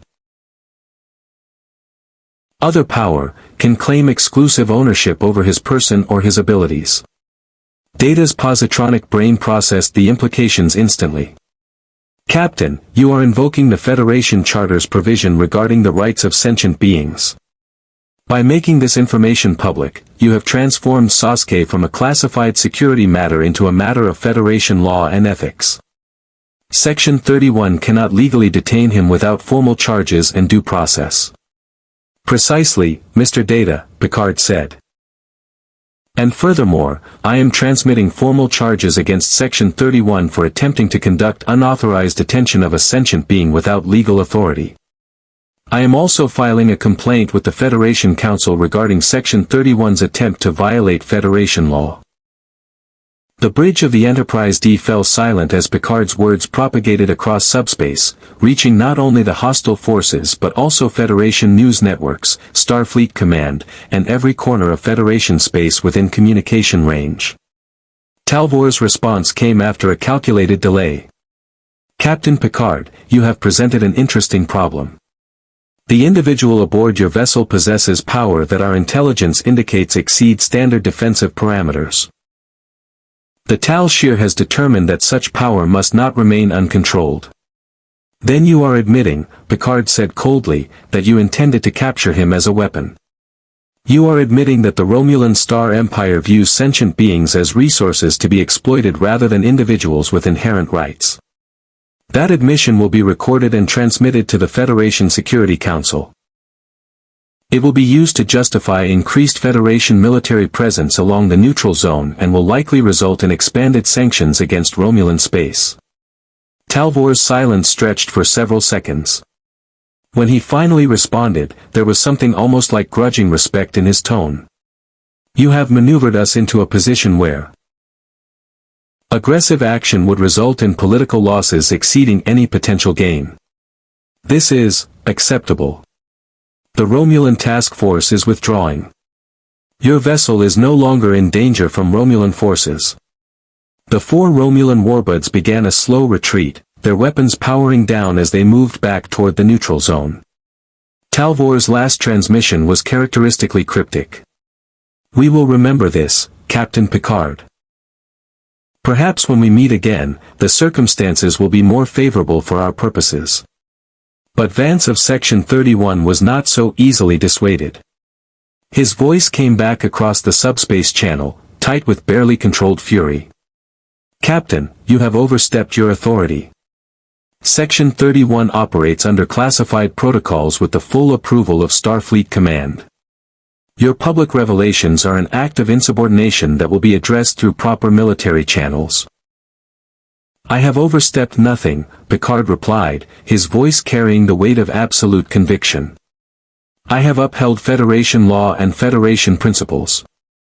If Section 31 has been operating with the approval of Starfleet Command, then Starfleet Command should be willing to defend that approval publicly. If they cannot, then Section 31's authority is in question." He paused, letting his words settle. "Furthermore, Commander, I am invoking my right as a Federation starship captain to request formal arbitration before the Federation Council regarding the legality of your attempt to detain a sentient being. This request is being transmitted simultaneously to Admiral Satie, the Federation President, and all major Federation news outlets. You may take custody of Sasuke Uchiha if you are willing to do so in a manner that respects Federation law, Federation principles, and the demonstrated rights of sentient beings. Otherwise, you will stand down." What followed was a tense standoff that lasted approximately 47 minutes. During that time, Starfleet Command issued a statement confirming that Section 31's detention protocols required formal legal authority and that Section 31 operatives could not simply commandeer Federation citizens or protected individuals without proper judicial oversight. The Federation Council issued a preliminary ruling stating that Sasuke Uchiha, as a sentient being present in Federation space, was entitled to the protections afforded to all sentient beings under Federation law. Section 31 backed down.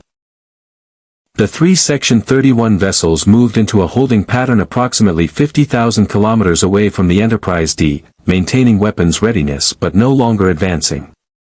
Commander Vance's final transmission was bitter. "This is not over, Captain Picard. Section 31 does not forget political defeats. You have made an enemy today." "Then I accept that responsibility," Picard replied, his voice steady.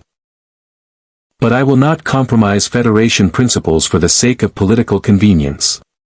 You are welcome to file formal charges against me with Starfleet Command. I will welcome the opportunity to defend my actions in open court." As the Enterprise-D moved into the relative safety of core Federation space, with Section 31 vessels maintaining their distance and the Romulan warbirds fully withdrawn, the bridge crew released a collective breath of relief.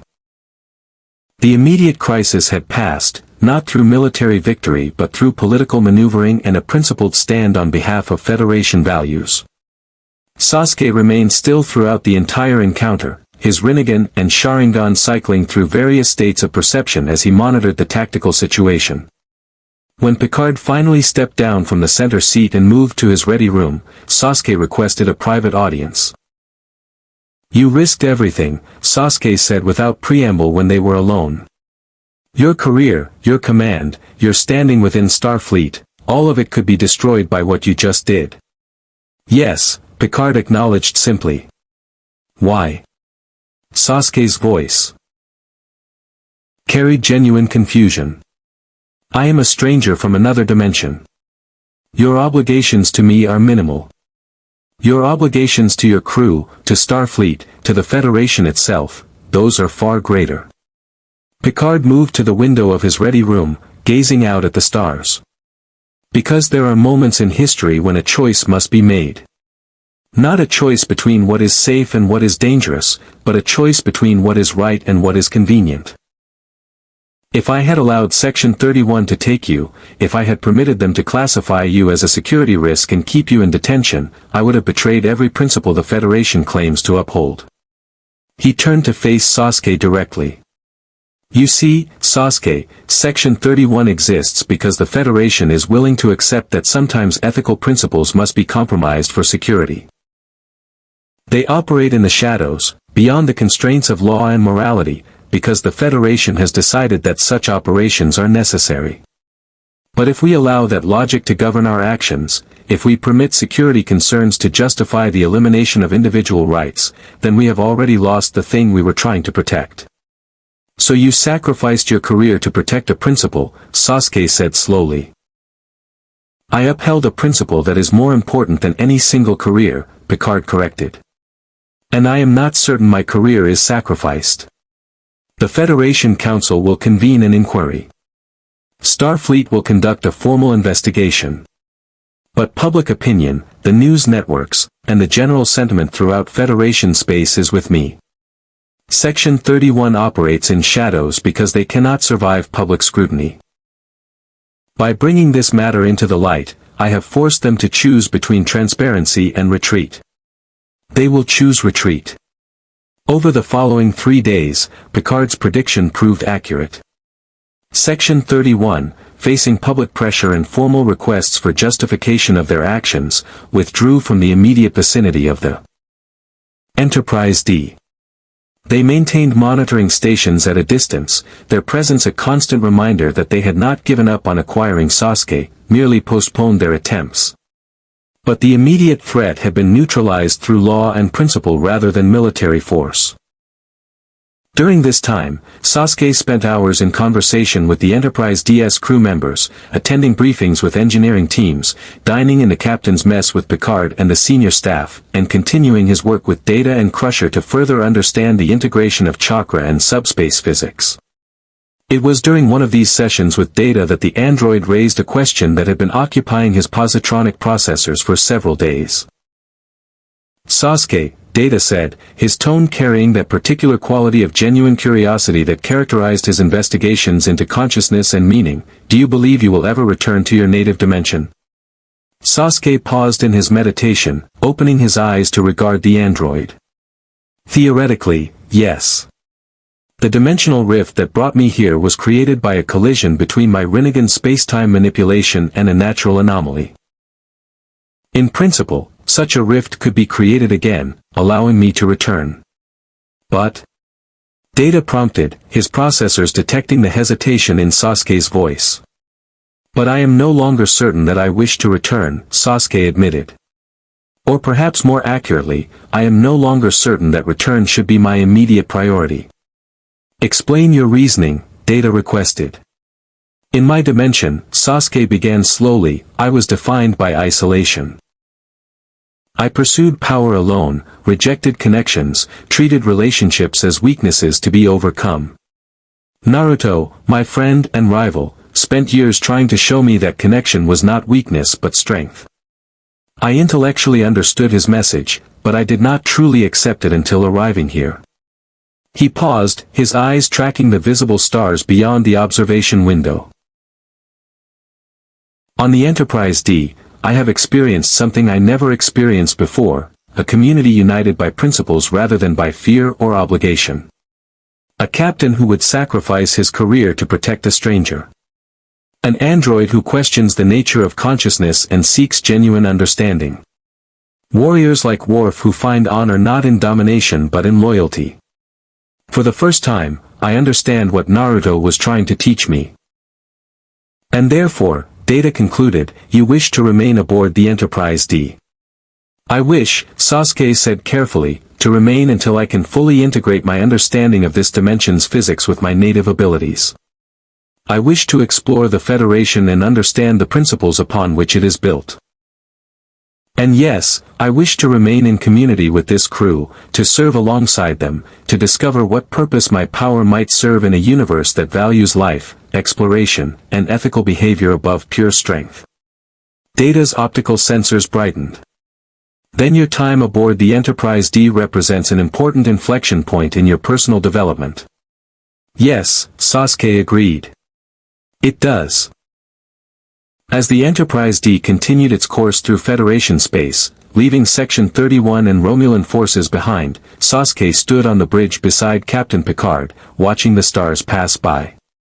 For the first time since arriving in this dimension, he felt something he had not expected to feel. He felt like he had come home. Not to a place, but to a principle. A way of understanding power, of using strength in service of others, of building rather than destroying.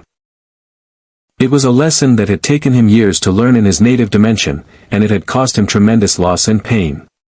Here, with Picard and Worf and Data and Crusher and all the crew of the Enterprise-D, he could practice that lesson every day. He could grow in wisdom as he had already grown in power.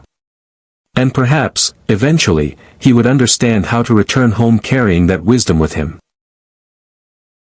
The catastrophe began with a sensor anomaly so subtle that only Data's positronic processors registered its significance immediately. A fluctuation in the Enterprise-D's warp core, a variance of 0.003% in the matter-antimatter reaction chamber, should have been negligible. Starship systems were designed with redundancies upon redundancies, safeguards layered upon safeguards. A 0.003% variance was nothing. But in the context of the Enterprise-D's current status, with Section 31 monitoring their movements and Romulan intelligence assets tracking their trajectory, that infinitesimal variance became catastrophic. "Captain, I am detecting an anomaly in the warp core," Data reported, his voice carrying the calm precision that belied the urgency of his words. "The matter-antimatter containment field is fluctuating. If the variance increases to 0.05%, we will experience a core breach within 17 minutes. Status of containment systems?" Picard asked, his entire body shifting into crisis mode with the fluid ease of long practice. "Automated systems are responding, sir, but the fluctuation is not responding to standard countermeasures. The variance appears to be external in origin. Something is interfering with our containment systems from outside the vessel." Worf's hands flew across his tactical console. "Captain, I'm detecting a cloaked vessel approximately 3,000 kilometers off our starboard bow. Section 31 signature patterns. They're transmitting a subspace signal directly into our warp core. They're sabotaging us," Riker said, his voice sharp with anger. "No," Data corrected, his optical sensors brightening as he processed the implications. "They are not attempting to destroy the Enterprise-D.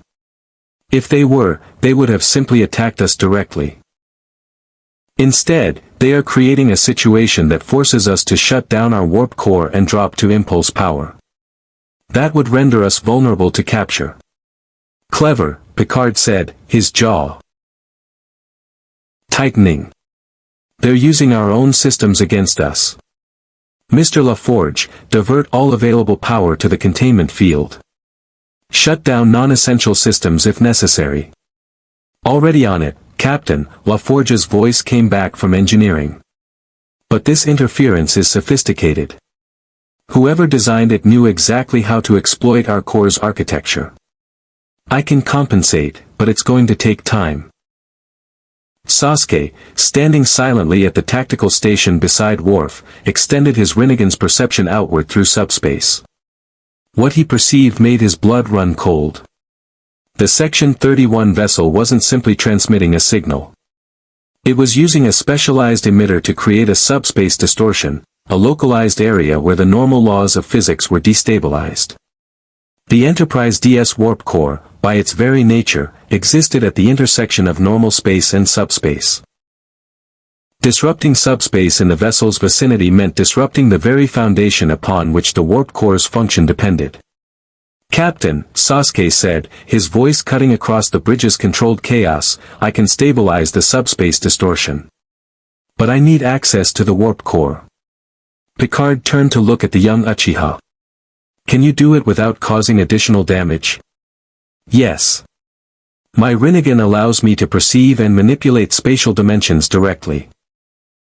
This subspace distortion, while created by Federation technology, operates according to principles I understand. I can counter it."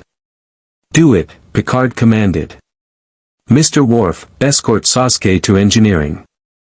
LaForge, prepare the warp core chamber for an unconventional solution." The journey through the Enterprise-D's corridors to engineering took less than 2 minutes. When they arrived, LaForge was already standing in the control room overlooking the massive warp core. A towering column of contained plasma and exotic matter that represented the pinnacle of Federation engineering. The core's containment field flickered dangerously, the colors shifting from their normal blue and white to amber warnings. The distortion is increasing, LaForge reported. I'm compensating, but my systems can't match the rate of variance increase. We're going to lose containment in approximately 11 minutes. Sasuke moved forward without hesitation, his Rinnegan blazing with violet light. He extended his hands toward the warp core, and for a moment, the engineers in the compartment witnessed something that defied standard physics. A young man manipulating the very fabric of reality itself. Sasuke's chakra reached out through subspace, perceiving the invisible threads that held the Section 31 distortion in place. The distortion was elegant, sophisticated, designed to exploit specific resonance frequencies in the Enterprise-D's warp field. But it was also vulnerable to direct spatial manipulation. Slowly, carefully, Sasuke began to unravel it. The process was not violent. There was no explosion, no dramatic confrontation. Instead, there was a subtle shifting as Sasuke's Rinnegan wove counter-frequencies through the subspace distortion, gradually destabilizing the very foundation upon which the Section 31 attack was built. On the bridge, Data reported, the external subspace distortion is decreasing. Variance in the warp core is dropping. Containment field stabilizing. Within 3 minutes, the danger had passed. The Section 31 vessel, recognizing that their sabotage attempt had failed, decloaked and accelerated away from the Enterprise-D, moving to maintain distance but not attempting further action. But the cost of the crisis became apparent only after Sasuke had been escorted to sickbay. When Crusher examined him, her expression grew progressively more concerned. Your chakra levels are depleted to critical levels, she reported, her medical tricorder sweeping across his form. You pushed yourself far beyond safe parameters to stabilize that warp core. A human who attempted what you just did would be dead. How long until recovery? Sasuke asked, his voice weak but still carrying an undertone of steel. Approximately 36 hours if you rest completely, Crusher said. But Sasuke, you need to understand, you're not invincible. Even with your power, there are limits to what your body can endure. If you push past those limits, even to save the ship, the consequences could be fatal. Sasuke closed his eyes. I understand. But the alternative was allowing the Enterprise-D to be captured by Section 31. That was not acceptable. When Picard visited Sasuke in sickbay later that evening, the captain found the young Uchiha meditating, his chakra reserves slowly replenishing through conscious control and meditation techniques. Picard sat beside the bio bed without speaking for several minutes, simply observing. You know, Picard said finally, you have now saved this vessel twice. Once through the display of power that prevented the Romulan attack. Once through the sacrifice of power to prevent Section 31 capture. Yet you remain troubled. Sasuke opened his eyes, his Sharingan visible even in his weakened state. Because I am beginning to understand something I did not anticipate. What is that? Picard asked. Power, Sasuke replied slowly, is not a constant. It fluctuates. It requires restoration. And more importantly, it requires context. In my native dimension, my power was essentially unlimited if I was willing to push far enough. Here, in this dimension, my power is bounded by this universe's physical laws. I can be exhausted. I can be depleted. I can fail. Yes, Picard said simply. Welcome to the human condition, Sasuke. Even the most powerful beings must eventually confront their limitations. Is that not a weakness? Sasuke asked, and for a moment, he sounded almost like the angry young Avenger he must have been years ago in his native dimension. No, Picard said with quiet conviction. It is the foundation of wisdom. Because limitations teach humility. They teach us that we cannot Accomplish everything alone, that we must rely on others, that community and cooperation are not luxuries but necessities. That is what your friend Naruto was trying to teach you, I believe. Not that you should abandon your power, but that you should use it in concert with others, not in isolation. Sasuke was silent for a long time. When he spoke again, his voice carried a clarity that had not been present before. I am beginning to understand why the Federation interests me so much. It is not because your technology is superior, in many ways, it is not. It is because your philosophy accounts for limitations in a way that my native civilization does not. You have built an entire culture around the principle that no single being, no single faction, no single perspective can claim ultimate truth. That is remarkable. It is also fragile, Picard cautioned. It requires constant vigilance. It requires individuals willing to sacrifice comfort and security to uphold it. But yes, I believe it is remarkable as well. Over the next 30 hours, as Sasuke recovered, the Enterprise-D's crew worked to understand and counter Section 31's sabotage. Data and LaForge analyzed the subspace distortion technique, reverse engineering its principles and developing countermeasures. Picard compiled a detailed report of the incident and submitted it to Starfleet Command, formally documenting Section 31's attack and demanding an inquiry into their actions. The political fallout was immediate and significant. The Federation Council issued a statement condemning the sabotage attempt. Starfleet Command initiated a formal investigation into Section 31's conduct. News outlets throughout Federation space debated the implications of a clandestine organization operating with such disregard for Federation law. Section 31 retreated further into the shadows, their monitoring vessels maintaining distance but continuing their surveillance of the Enterprise-D. When Sasuke finally rose from his biobed 36 hours later, he was visibly weakened but no longer in immediate danger.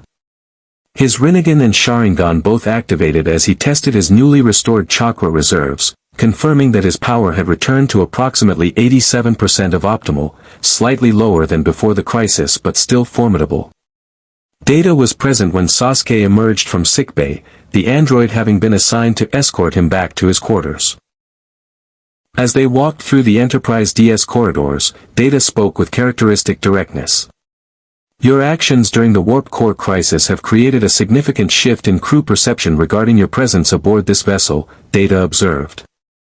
Prior to the crisis, your integration into the Enterprise-D's crew was progressing well but remained somewhat tentative. Many crew members were uncertain whether your loyalty to this vessel superseded your personal safety. You have now provided definitive evidence that you value the ship and crew above your own well-being. I did what was necessary, Sasuke replied simply. Yes, Data agreed. However, necessity and sacrifice are not synonymous. You could have conserved your chakra, allowed Captain Picard to attempt alternative solutions, prioritized your own safety. That you did not suggests a fundamental shift in your priorities. You have begun to value community membership above individual power preservation. Sasuke paused in the corridor, turning to face the android. Is that not what serving aboard a starship requires? In principle, yes, Data said. However, many who serve aboard starships maintain psychological distance, viewing their service as obligation rather than commitment. You appear to have transcended that distinction. You serve because you believe in the Federation's mission and principles, not merely because circumstances have placed you aboard this vessel. Because I have learned, Sasuke said, that belief in a mission greater than myself is the only antidote to the isolation that power creates. In my native dimension, I was the strongest, and I was alone. Here, I am powerful but not omnipotent, and I am no longer alone. That is a better condition in every meaningful way. When Sasuke reached his quarters later that evening, he found a message waiting from Captain Picard. The captain requested his presence on the bridge the following morning, mentioning only that he wished to discuss matters of significant importance. Curious, Sasuke spent the remainder of the evening in meditation, extending his Rinnegan's perception outward to sense the Enterprise-D's status. The crew was recovering from the crisis. Engineering teams were reinforcing the warp core against future sabotage attempts. The ship's shields had been recalibrated. All systems were operating normally. But something else had changed, something that Sasuke's Rinnegan could not fully perceive but could sense peripherally. A shift in probability, in possibility, in the fabric of this dimension itself. The following morning, when Sasuke arrived on the bridge, he found not only Captain Picard but also Data, Crusher, Worf, LaForge, and several senior scientists from the Federation Science Council, transmitted via subspace link and displayed on the main view screen. Sasuke, Picard began, we have made a discovery that I believe you should be among the first to know. Dar. Crusher and Data have been analyzing the subspace characteristics of your dimensional presence since your arrival. They have discovered that your Rinnegan's interaction with our subspace has created something unprecedented. A beacon, Data explained, or more precisely, a dimensional anchor point. Your chakra's unique signature has essentially created a pathway through subspace that connects your native dimension to ours. This pathway is currently unstable and would likely collapse if you were to depart the ship. However, if you were to remain aboard the Enterprise-D, the pathway would gradually stabilize and strengthen. Crusher stepped forward on the view screen. In other words, Sasuke, we believe we could eventually create a permanent, stable connection between your dimension and ours. It would take time, months, possibly years, and it would require extensive research. But theoretically, it would allow for communication, possibly even limited travel between dimensions. One of the Federation scientists on the view screen spoke up. Captain Uchiha, this discovery could revolutionize our understanding of dimensional physics. With your cooperation and expertise, we could advance scientific knowledge by decades. But we understand that you wish to return to your native dimension. The existence of this anchor point does not obligate you to remain. Sasuke was silent for a long moment, processing the implications. A way home. Stability guaranteed, research assured, a path back to his village, to Naruto, to the world that had shaped him. And yet. I have a question, Sasuke said finally. If I remain aboard the Enterprise-D, if I participate in this research, would I eventually be able to send information back to my dimension without physically returning? In theory, yes, Data confirmed. Once the dimensional anchor stabilized, subspace communication protocols could be adapted to transmit across dimensional barriers. You could maintain contact with your native dimension while remaining in ours. Sasuke turned to face Captain Picard directly. Then I wish to make a formal request. I request assignment to the USS Enterprise-D as a scientific officer and cultural liaison. I wish to remain aboard this vessel and participate in this research. I wish to build the bridge between our dimensions that would allow my world to benefit from Federation knowledge while allowing the Federation to benefit from understanding chakra-based physics. A smile crossed Picard's face, a genuine expression of approval and something deeper. Request approved, Mr. Uchiha. Welcome to Starfleet. You are now an officer of the Federation, with all the responsibilities and privileges that entails. As the crew around the bridge responded with quiet acknowledgement and Data recorded the formal assignment in the ship's records, Sasuke understood something fundamental. He was no longer a visitor to this dimension. He was home. 6 months after his formal assignment to the USS Enterprise-D, Sasuke Uchiha stood in the starship's main science lab, surrounded by the accumulated knowledge of the Federation's finest researchers and the theoretical frameworks of chakra-based physics from his native dimension.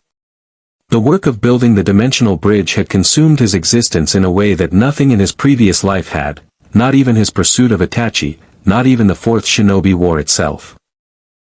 The difference was fundamental. This pursuit was collaborative rather than solitary, constructive rather than destructive, and driven by a vision of connection rather than dominance.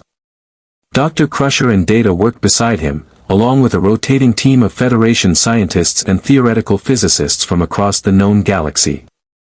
Together, they had made remarkable progress. The dimensional anchor point that Sasuke's presence had created had stabilized significantly. Subspace communication protocols had been adapted to allow for rudimentary transmissions across the dimensional barrier. Within 2 weeks, Sasuke would be able to send a message to his native dimension, proof of life, confirmation of his location, and the beginning of dialogue between two universes that had never known of each other's existence. The resonance frequency is holding, Data reported, his positronic processors displaying data streams on the holographic display that occupied the center of the lab. If the stabilization curve continues on its current trajectory, we should achieve permanent dimensional anchor status within 4 weeks. Which means, Crusher added, studying her own set of readings, that we can begin planning for actual transit protocols. Not just communication, but potentially physical travel between dimensions. Sasuke, your body's integration of chakra and subspace physics makes you the perfect template for understanding how organic matter would transition across dimensional barriers. Sasuke nodded, his eyes, 1. Sharingan, 1 Rinnegan, tracking the data streams with an intensity that had become characteristic of his work. His power had continued to grow in this dimension, reaching approximately 92% of his native capacity. But more importantly, his understanding had evolved. He no longer viewed his abilities purely as weapons or tools for personal advancement. Instead, he understood them as keys that could unlock mysteries, as bridges that could connect disparate understandings of reality itself. The transition, Sasuke said slowly, working through the theoretical implications, would require a subject whose chakra signature could tolerate the dimensional shift without destabilization. In theory, any being sufficiently trained in chakra manipulation could survive. But practically, we would need someone with significant control and understanding. Which is why, Data said with what might have been considered android humor, we have already identified several volunteers from your dimension. Messages have been transmitted through the dimensional anchor requesting cooperation from individuals trained in chakra manipulation. 3 responses have been received. Sasuke's head snapped up. Messages have already been sent. How? Approximately 2 weeks ago, Crusher explained. We achieved sufficient stability to transmit a simple text-based communication through subspace. We identified the location of what appeared to be a major population center in your dimension and transmitted a request for contact with individuals possessing chakra manipulation abilities. The responses came within 36 hours. Who responded? Sasuke asked, his voice carrying an undertone of emotion that suggested the answer held personal significance. Data displayed 3 names on the holographic readout, Kakashi Hatake, Naruto Uzumaki, and Sakura Haruno. For the first time since arriving in the Federation, Sasuke's composure fractured completely. His Rinnegan flared with such intensity that had become characteristic of his work. His power had continued to grow in this dimension, reaching approximately 92% of his native capacity. But more importantly, his understanding had evolved. He no longer viewed his abilities purely as weapons or tools for personal advancement. Instead, he understood them as keys that could unlock mysteries, as bridges that could connect disparate understandings of reality itself. The transition, Sasuke said slowly, working through the theoretical implications, would require a subject whose chakra signature could tolerate the dimensional shift without destabilization. In theory, any being sufficiently trained in chakra manipulation could survive. But practically, we would need someone with significant control and understanding. Which is why, Data said with what might have been considered android humor, we have already identified several volunteers from your dimension. Messages have been transmitted through the dimensional anchor requesting cooperation from individuals trained in chakra manipulation. 3 responses have been received. Sasuke's head snapped up. Messages have already been sent. How? Approximately 2 weeks ago, Crusher explained. We achieved sufficient stability to transmit a simple text-based communication through subspace. We identified the location of what appeared to be a major population center in your dimension and transmitted a request for contact with individuals possessing chakra manipulation abilities. The responses came within 36 hours. Who responded? Sasuke asked, his voice carrying an undertone of emotion that suggested the answer held personal significance. Data displayed 3 names on the holographic readout: Kakashi Hatake, Naruto Uzumaki, and Sakura Haruno. For the first time since arriving in the Federation, Sasuke's composure fractured completely. His Rinnegan flared with such intensity that nearby instruments registered a subspace fluctuation. His hands trembled slightly as he processed the names of his closest companions, the 3 people who had mattered most in his journey from Avenger to redemption. They answered, he said quietly. They received the message and answered. More than that, Data continued, displaying translated text from the dimensional transmissions. They request your confirmation of identity and request permission to begin preliminary research into transit protocols from your dimension's side. Your friend Naruto Uzumaki specifically transmitted, Sasuke, if you're there, I know you probably reject the sentimental route, but I just want to say, I always knew you'd find a way to connect 2 worlds.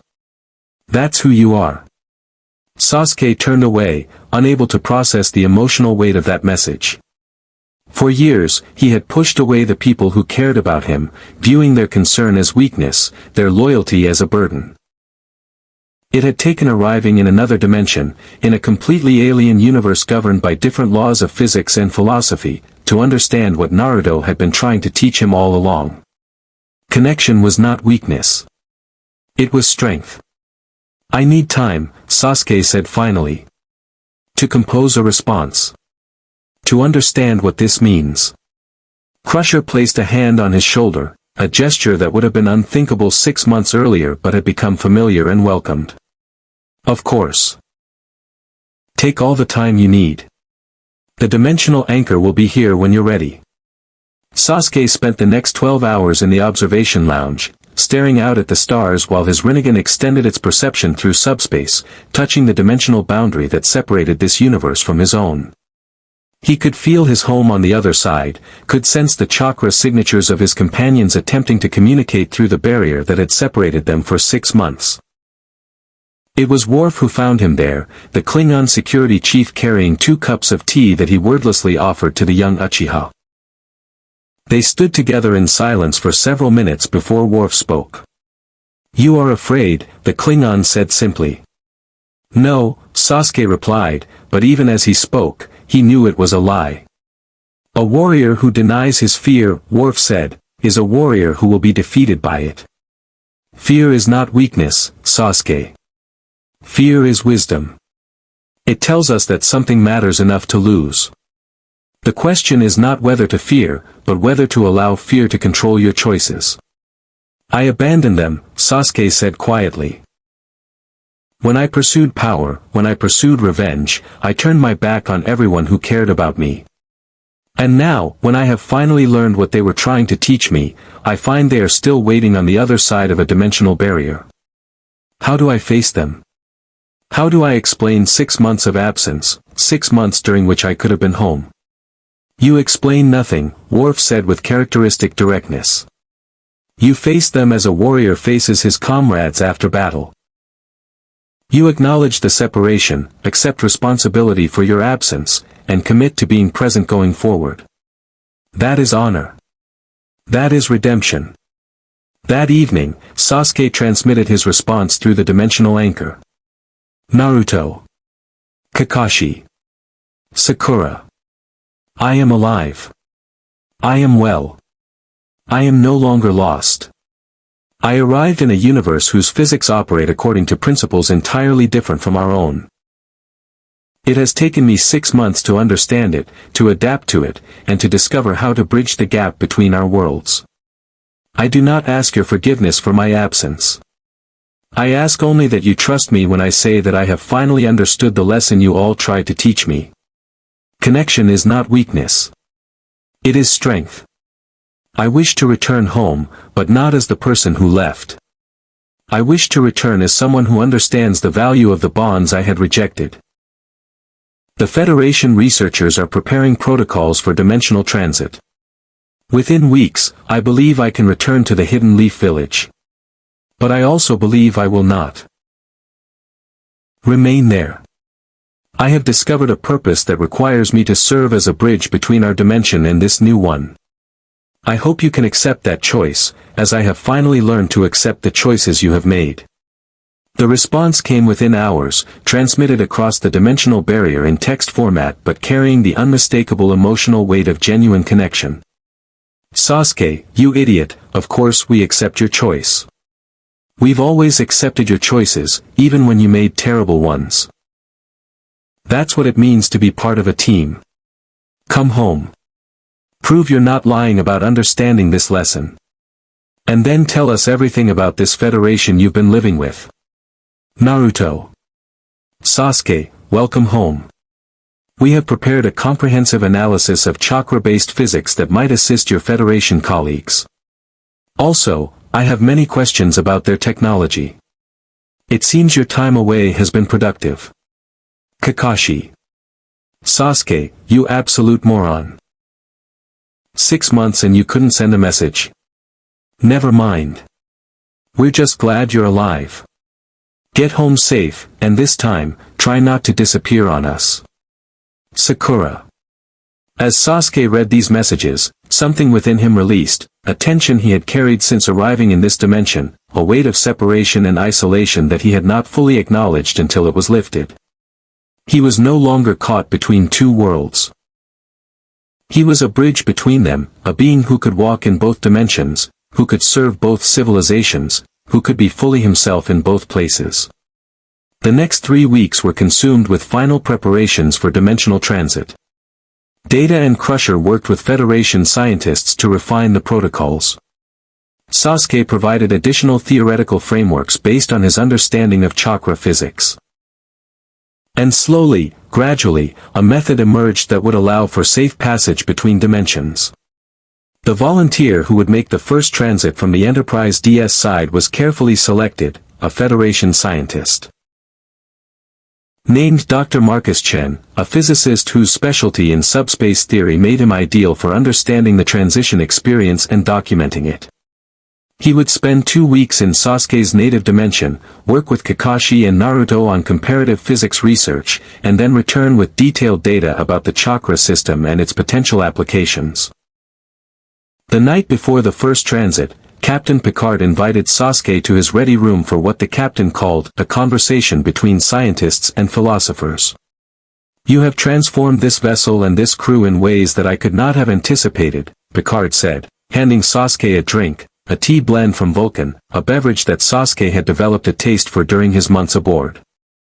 "When you arrived 6 months ago, you were a warrior seeking power and understanding. You have become something far more important, a bridge between worlds, a teacher of new perspectives, a reminder that the universe is far larger and more complex than any single civilization's understanding of it." "I learned from the best," Sasuke replied. "Your commitment to principle, your refusal to compromise ethics for security, your belief that dialogue can accomplish what force cannot, these are the lessons that matter. I brought these lessons from a universe where power was everything. I will carry them back to that universe as proof that there is another way. There is something I wish to ask you," Picard said carefully. "When you eventually decide to remain primarily in your native dimension, will you consider taking with you Federation liaison status? Your dimension has much to teach us about physics and spirituality.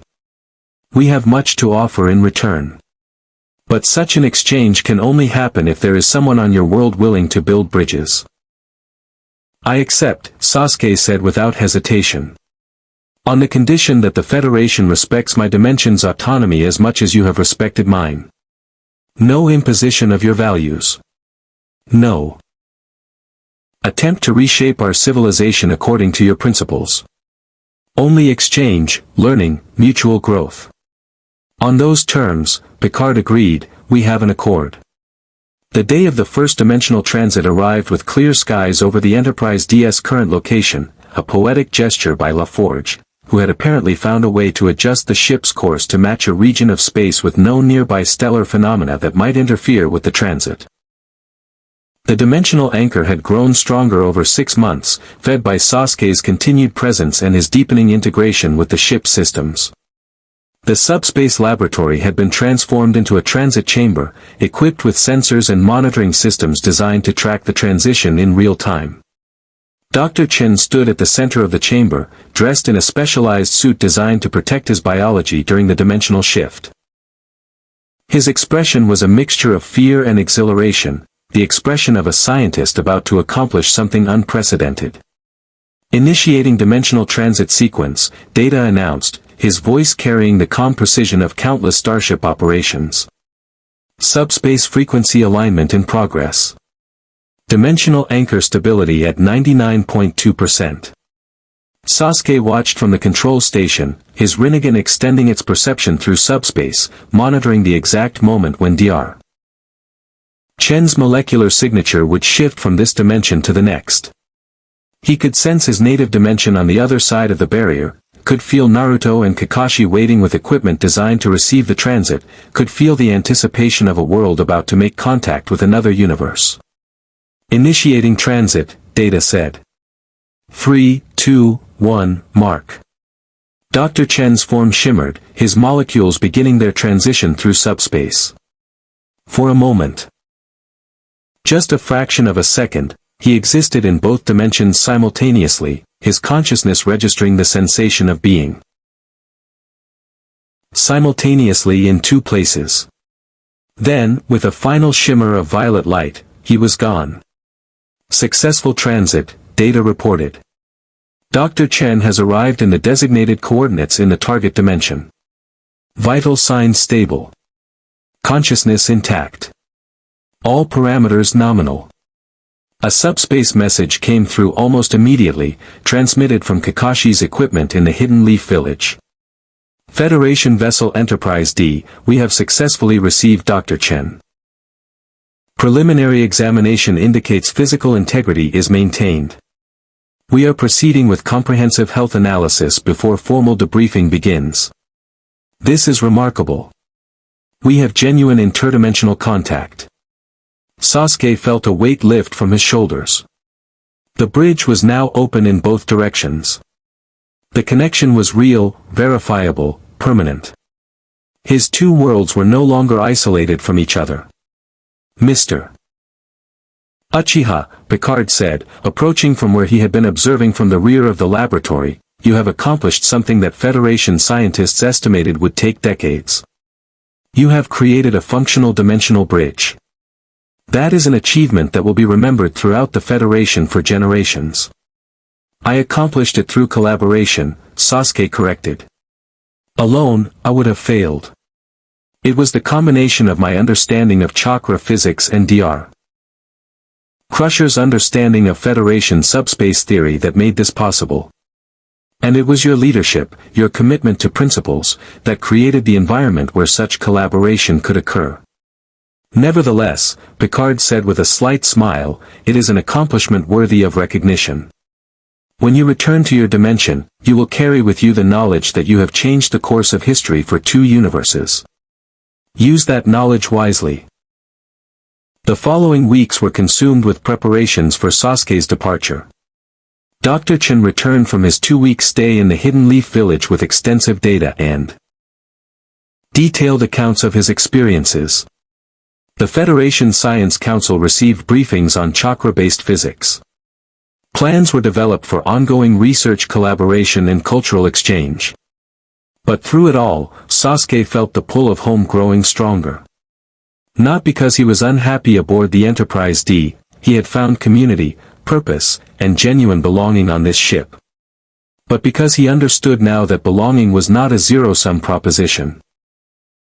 He could belong here and belong there simultaneously. The night before his planned departure, Sasuke stood with the entire senior crew on the observation deck, looking out at the dimensional anchor that had become his lifeline between universes. You know, Worf said, standing beside him as was now their custom, in Klingon culture, we have a concept of Kapla, to succeed. But there is a deeper meaning, to overcome your limitations and become more than you were. You have achieved true Kapla, Sasuke. You arrived as a warrior. You depart as a sage. I depart, Sasuke corrected gently, as both. I have not abandoned my warrior nature. I have simply expanded my understanding of what it means to be a warrior. I serve now with my mind and my spirit as much as with my power. Data approached, carrying a PADD that contained comprehensive documentation of all the research Sasuke and the Federation team had conducted over the past 6 months. I have compiled all dimensional bridge protocols and theoretical frameworks into a single data file. I am transferring this to you on a secure quantum encryption module. This contains the sum of our collaborative knowledge. Use it to advance your civilization's understanding. I will, Sasuke promised. And when you and the Federation are ready, I will help establish the first Federation embassy in my dimension. We have much to learn from each other. Crusher stepped forward with something in her hand, a small holographic device that glowed softly. This contains a medical database. Specific to Federation biology. If you ever encounter Federation citizens in your dimension, you'll be able to provide them with medical care using your understanding of chakra-based healing techniques. It's a gift. A reminder that even across dimensions, the principles of healing and helping others remain universal. Finally, Picard approached, his expression carrying the weight of command and friendship simultaneously. When you leave this vessel, you will carry with you the knowledge that you have proven something that many in the Federation had begun to doubt, that principles matter more than power, that dialogue can succeed where force fails, and that diversity, whether of species, dimension, or philosophy, is not something to be feared but celebrated. He extended his hand, and Sasuke took it in a formal gesture of respect that he had learned to appreciate during his time aboard the Enterprise-D. Live long and prosper, Sasuke Uchiha, Picard said quietly. And know that the Federation will always be your home as well. As Sasuke prepared to enter the dimensional transit chamber for his return to his native universe, he understood something fundamental about his journey. He had arrived in this dimension as someone seeking power, seeking to understand the nature of strength. He was departing as someone who understood that true strength lay not in the magnitude of one's abilities, but in the wisdom to use them in service of others. The dimensional breach shimmered before him, violet light forming a pathway through subspace. On the other side, he could sense his village, his friends, his world. But he could also sense that he was no longer the person who had left that world 6 months ago. He was someone new. Someone who had learned to be a bridge. Conclusion. The Hidden Leaf village seemed smaller than Sasuke remembered, though he knew intellectually that the village itself had not changed.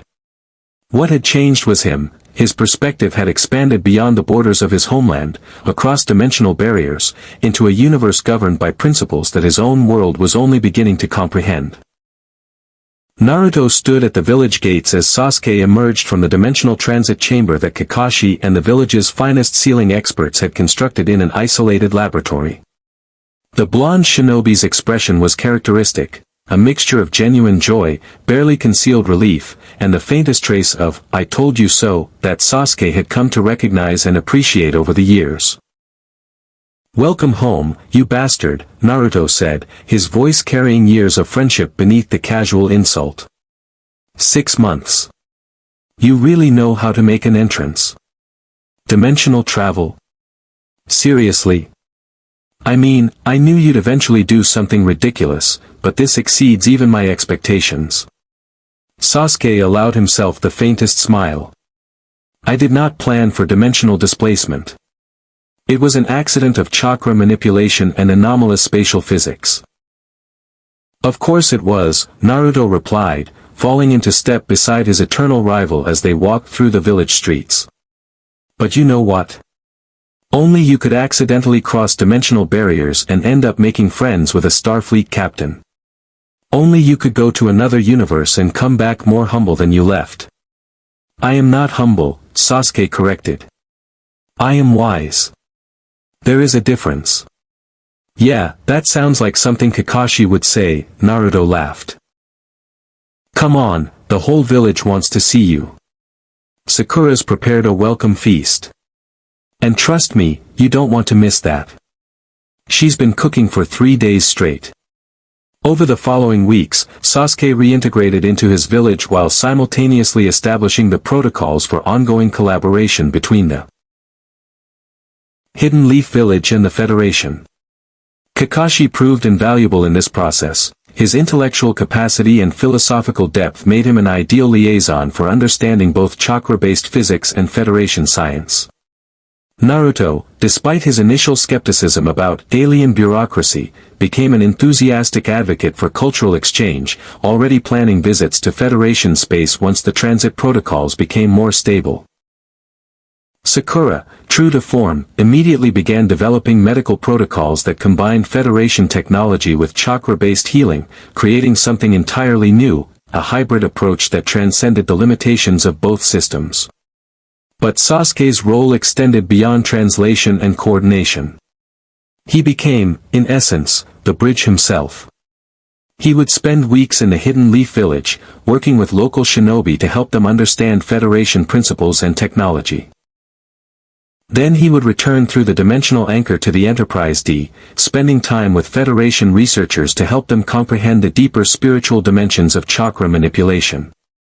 It was during one of these return visits, approximately 4 months after his initial departure from the Federation, that Captain Picard approached Sasuke with a new proposal.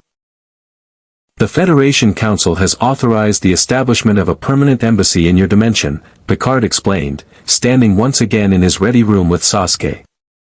We wish to formalize the relationship between our two universes. However, we require someone to serve as the primary representative, someone who understands both cultures, someone whose integrity is beyond question, someone whose word carries weight in both dimensions. You are describing me, Sasuke said. I am, Picard confirmed. We are offering you a formal commission as Federation ambassador to your dimension, with full diplomatic authority and resources. You would oversee the establishment of a Federation research station in your world, coordinate scientific collaboration, and serve as the primary point of contact between our civilizations. It is not a small responsibility. Sasuke considered the offer carefully, extending his Rinnegan's perception through subspace to sense both dimensions simultaneously. In his native world, the Hidden Leaf Village and the broader Shinobi nations were experiencing a renaissance of understanding. Knowledge shared across dimensional barriers was accelerating their technological development while simultaneously enriching their spiritual traditions. The Federation's commitment to peaceful exploration and mutual respect was beginning to reshape the political landscape of his world, showing alternatives to the cycle of warfare that had defined Shinobi history. In this dimension, the Federation was gaining unprecedented insights into consciousness, spirituality, and the nature of existence itself through understanding chakra-based physics. Research teams were beginning to theorize that the principles underlying chakra manipulation might offer new approaches to artificial intelligence development, to medical treatment, to the very foundation of how they understood reality. I accept, Sasuke said finally. On the condition that I maintain authority to represent both civilizations fairly. The Federation must not attempt to dominate my world, and my world must not attempt to exploit Federation resources. This is a partnership of equals, or it is nothing. Agreed, Picard said, extending his hand once more. Welcome to the Diplomatic Corps, Ambassador Uchiha. Over the subsequent years, as measured in both dimensions' time, Sasuke Uchiha became a legend in both universes. In the Federation, he was known as the young warrior who had proven that principles transcended dimensional boundaries. In his native world, he was known as the one who had connected two universes and brought peace and knowledge to both. But perhaps more importantly, he became proof of something that both civilizations needed to understand, that no single perspective, no single dimension, no single way of understanding reality held all the answers. Truth was multifaceted. Understanding required collaboration. And the beings who could bridge differences, who could hold multiple perspectives simultaneously without losing their integrity, those beings were the ones who could shape the future. Sasuke stood in the Federation embassy that had been established in a neutral location between the Hidden Leaf Village and the other major shinobi nations. The building represented a fusion of both architectures, Federation technological aesthetics blended with traditional Shinobi design principles. It was beautiful in its integration, powerful in its symbolism. Naruto had arrived that morning with official documents from the reformed United Shinobi Nations. A political organization that had emerged during the years of Federation contact, replacing the older village-based system with a more unified governance structure. Kakashi served as one of the primary advisors to this new organization, helping to shape policies that respected both tradition and innovation. Sakura had become the director of the Integrated Medical Research Program, developing healing techniques that would have seemed impossible before the Federation contact. "You know," Naruto said, looking around the embassy with obvious pride, "I still can't believe you pulled this off. 2 universes, connected by dimensional bridges, sharing knowledge and technology. And it all started because you accidentally fell through a hole in space while meditating. If that's not the most ridiculous way for Sasuke Uchiha to save 2 civilizations, I don't know what is." "It was not accident alone," Sasuke replied. "It was the convergence of multiple factors. My power, Federation science, the principles that both civilizations had discovered independently, and the willingness of leaders like Picard to place principle above convenience." "Yeah, but still," Naruto grinned. "Only you could make something so complicated and somehow end up making it look simple. You know what I realized, though? You always said you wanted to be stronger than everyone else, to walk your own path. Well, you did it. You found a path that literally no one else could have found. You created your own road." Sasuke considered this assessment. In many ways, Naruto was correct. His path had been unique. Born from accident, developed through principles, and ultimately leading to outcomes that neither dimension could have achieved alone. But it was a path that required understanding that strength alone was insufficient. The true power had come from vulnerability. From accepting help. From building rather than destroying. On his final visit to the Enterprise-D, Sasuke stood once more on the observation deck where he had spent so much time during his initial months aboard the vessel. The stars looked different now, not because they had changed, but because his perspective had evolved. He understood now that those distant points of light represented not just distant worlds, but distant civilizations, distant philosophies, distant ways of understanding existence itself. Captain Picard joined him at the viewport, as Sasuke had somehow known he would. "You have become exactly what I believed you could become," Picard said quietly. "Not just a powerful being, but a wise one. A leader who understands that true strength lies in connection." "I learned from the finest teachers," Sasuke replied. "Your commitment to principle, Data's relentless pursuit of understanding, Worf's definition of honor, Crusher's dedication to healing. You all taught me what my native dimension was still struggling to learn. And you taught us something equally important," Picard said. "You reminded us that the universe is far stranger and more wondrous than we had imagined. That spiritual power and scientific knowledge are not opposing forces but complementary perspectives. That there are infinite ways to understand reality, and we are made greater by embracing multiple perspectives." Sasuke's Rinnegan flared softly, perceiving the stars through multiple layers of reality simultaneously. "Captain, I have a question that I have been contemplating for years. Do you believe that the meeting between our dimensions was truly accidental?" Picard smiled, a knowing expression crossing his face. "No, I do not.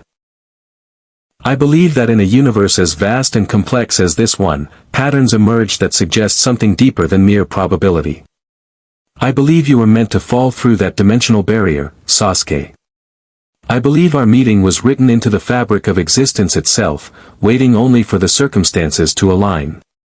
"Then perhaps," Sasuke said, his voice carrying the weight of hard-won wisdom, "the real journey is not about finding your way home.